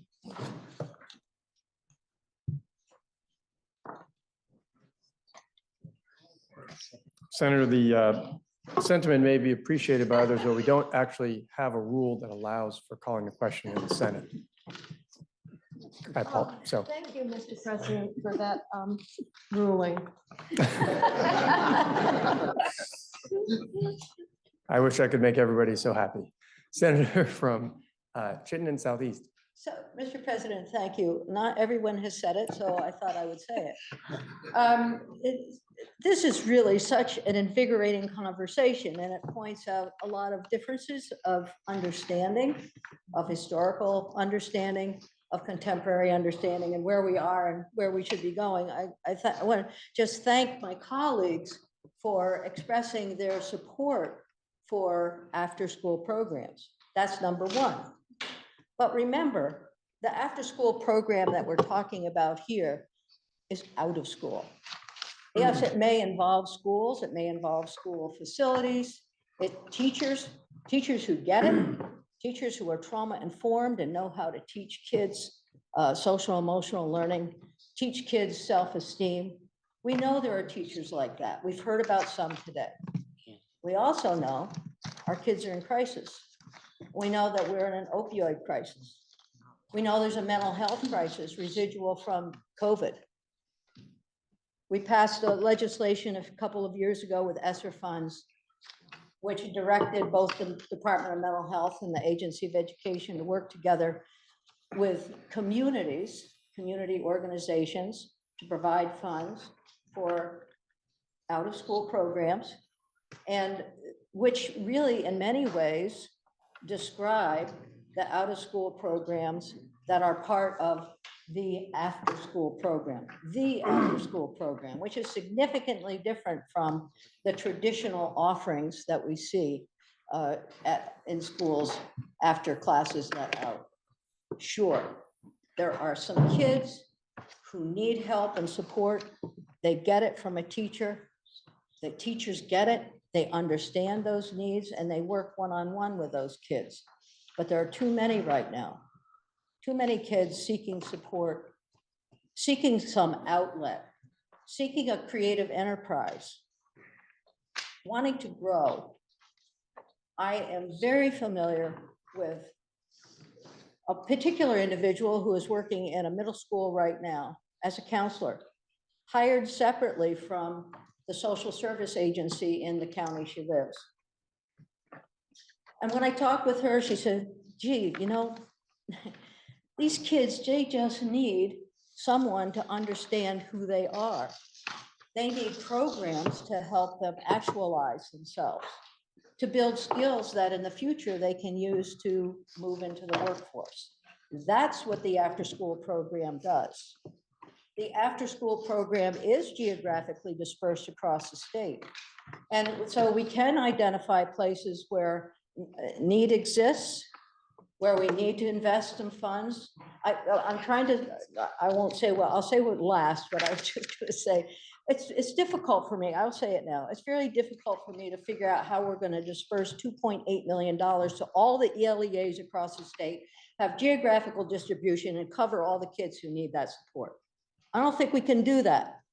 But what we can do is what we read about in the Times-Argus from Rutland the other day, where a couple of kids from the Rutland High School have worked together to put together a program for youth in the Boys and Girls Club. They're so excited about it. They are working on that. They are working with school personnel. They are working with Boys and Girls Clubs. They're establishing a program for out of school during the year and during the summer. It's a great article. February 5th, Times-Argus. Read it. No, I'd like to share with you some of the things that are coming.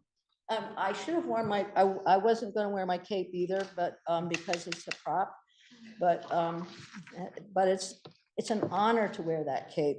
And it's an honor to wear the cape because the after-school program is so important for our children, for prevention.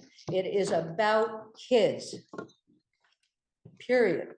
And how we can provide the services across the state for our kids that are trauma informed, that reduce risky behaviors, and over time will help prevent some of the difficulties that we have in our culture. So some of the things that are coming and that are going on with the current after-school program, bringing in evidence-based social emotional curriculum to after-school sites across the state.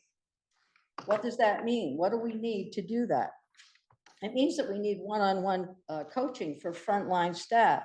We need to teach staff how to have competence in therapeutic behavior. Not everyone who works with kids has the competence to work with kids. And we don't have enough mental health counselors. We don't have enough social workers.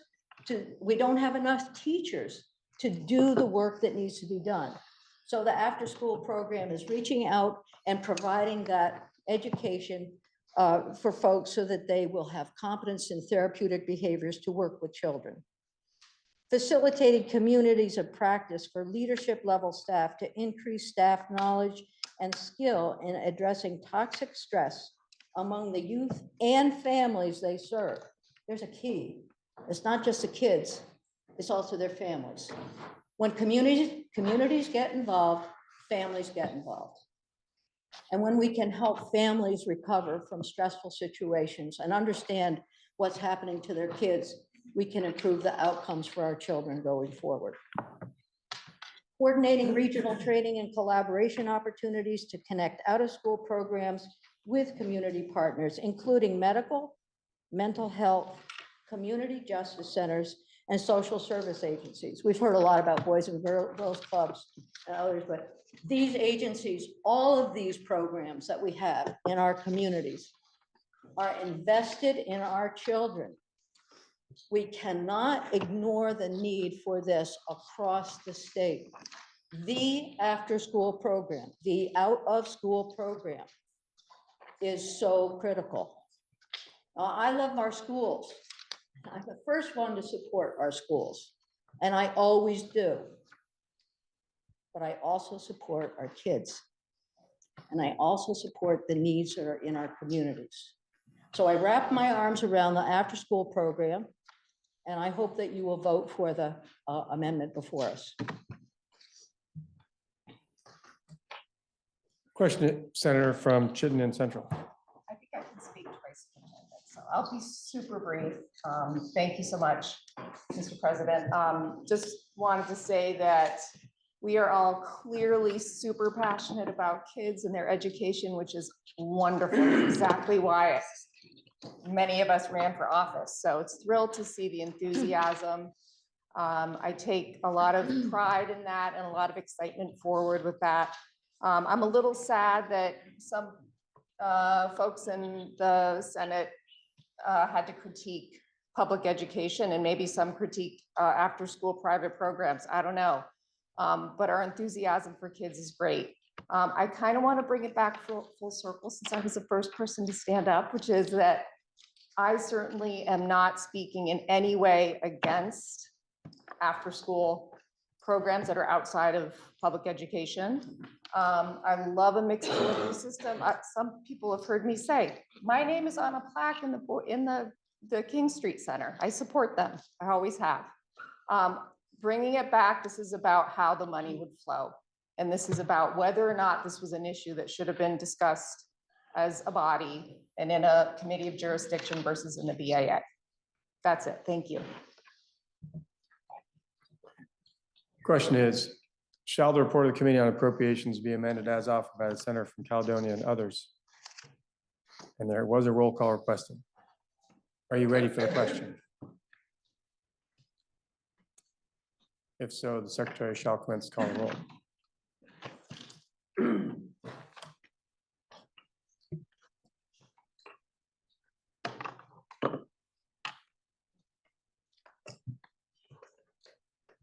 Senator Baru, Yes. Senator Bray, Yes. Senator Brock, Yes. Senator Campion, Yes. Senator Chittenden. Yes. Senator Clarkson, No. Senator Collmore, Yes. Senator Cummings, Yes. Senator Buell, No. Senator Hardy, No. Senator Harrison, No. Senator Hashim, No. Senator Ingle, Yes. Senator Kitchell, Yes. Senator Lyons. Yes. Senator McDonald, No. Senator Mazza, Senator McCormack, No.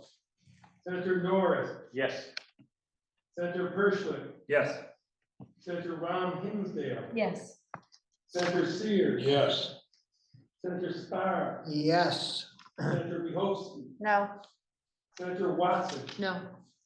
Senator Weeks, Yes. Senator Westman, Yes. Senator White, No. Senator Williams, Yes. Senator Renner,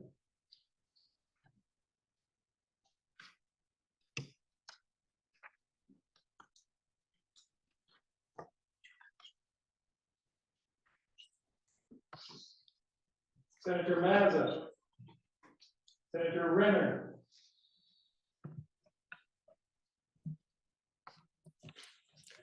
Please listen to the results of your vote. Those voting yea, 18, those voting nay, 10, and you have amended the report of the Committee on Appropriations as offered by the senator from Caledonia and others. Question now is, shall the bill be amended as offered by the Committee on Appropriations as amended? Are you ready for the question? If so, Point of order. Senator from Windsor. Thank you, Mr. President. I thought there was an additional amendment that was being offered. Well, if someone would like to offer an amendment, they have the I believe opportunity. presenter is here. I recognize that, and I know that amendment was in the calendar. I had been informed that it may not be being offered today, but I would like to offer the senator from Chittenden North to, if they would like to offer their amendment, it is in the calendar. Are you planning to offer that today? I would like to offer it on the third reading, if I may. So currently, the question is, shall the bill be amended as offered by the Committee on Appropriations as amended? Are you ready for the Roll call on. senator from Orleans has requested a roll call vote. Are you ready for the question? If so, Secretary shall commence to call the roll. Senator Baru, Yes. Senator Bray, Yes. Senator Brock, Yes. Senator Campion, Yes. Senator Chittenden. Yes. Senator Clarkson, No with explanation. Senator Collmore. Yes. Senator Cummings, Yes. Senator Buell, No. Senator Hardy, No. Senator Harrison, No. Senator Hashim, No. Senator Ingle. Yes. Senator Kitchell, Yes. Senator Lyons. Yes. Senator McDonald. Yes. Senator Mazza.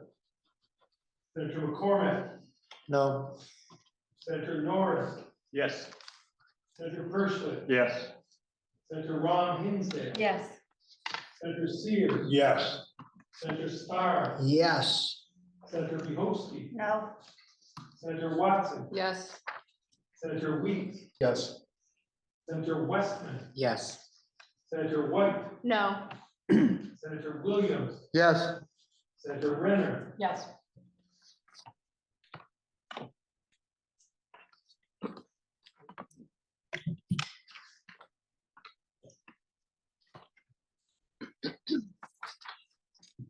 Senator Mazza.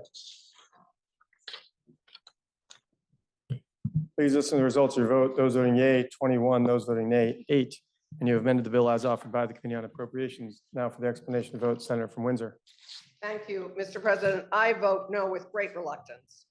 The Chair of Senate Appropriations used the word agony in association with this bill, and I couldn't agree more fully. The addition of the amendment and the diversion of this money from our local school districts into a special fund forces me to vote no.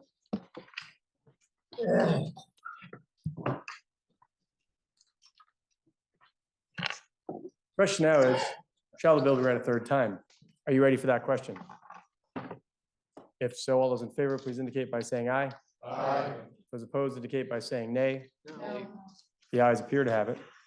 The ayes do have it, and you've ordered third reading of H 839. That completes yours of the day. Senator from Chittenden Central. Thank you, Mr. President. Pending announcements, I would move that the Senate stand in adjournment until February 9th at 11:30 a.m. Are there any announcements? Senator from Essex. Mr. President, because the street lights are almost on, Senate institutions will not be meeting today. Senator from Bennington. Thank you, Mr. President. Senate Education is a similar situation. Our witnesses have been rescheduled. So we will not be meeting. Thank you. I'd just like to remind folks in the gallery that we are still in session. Please do not use electronics. Senator from Addison. Thank you, Mr. President. The Senate Government Operations Committee will be surprised and relieved to know that we will not be meeting today. Senator from Caledonia.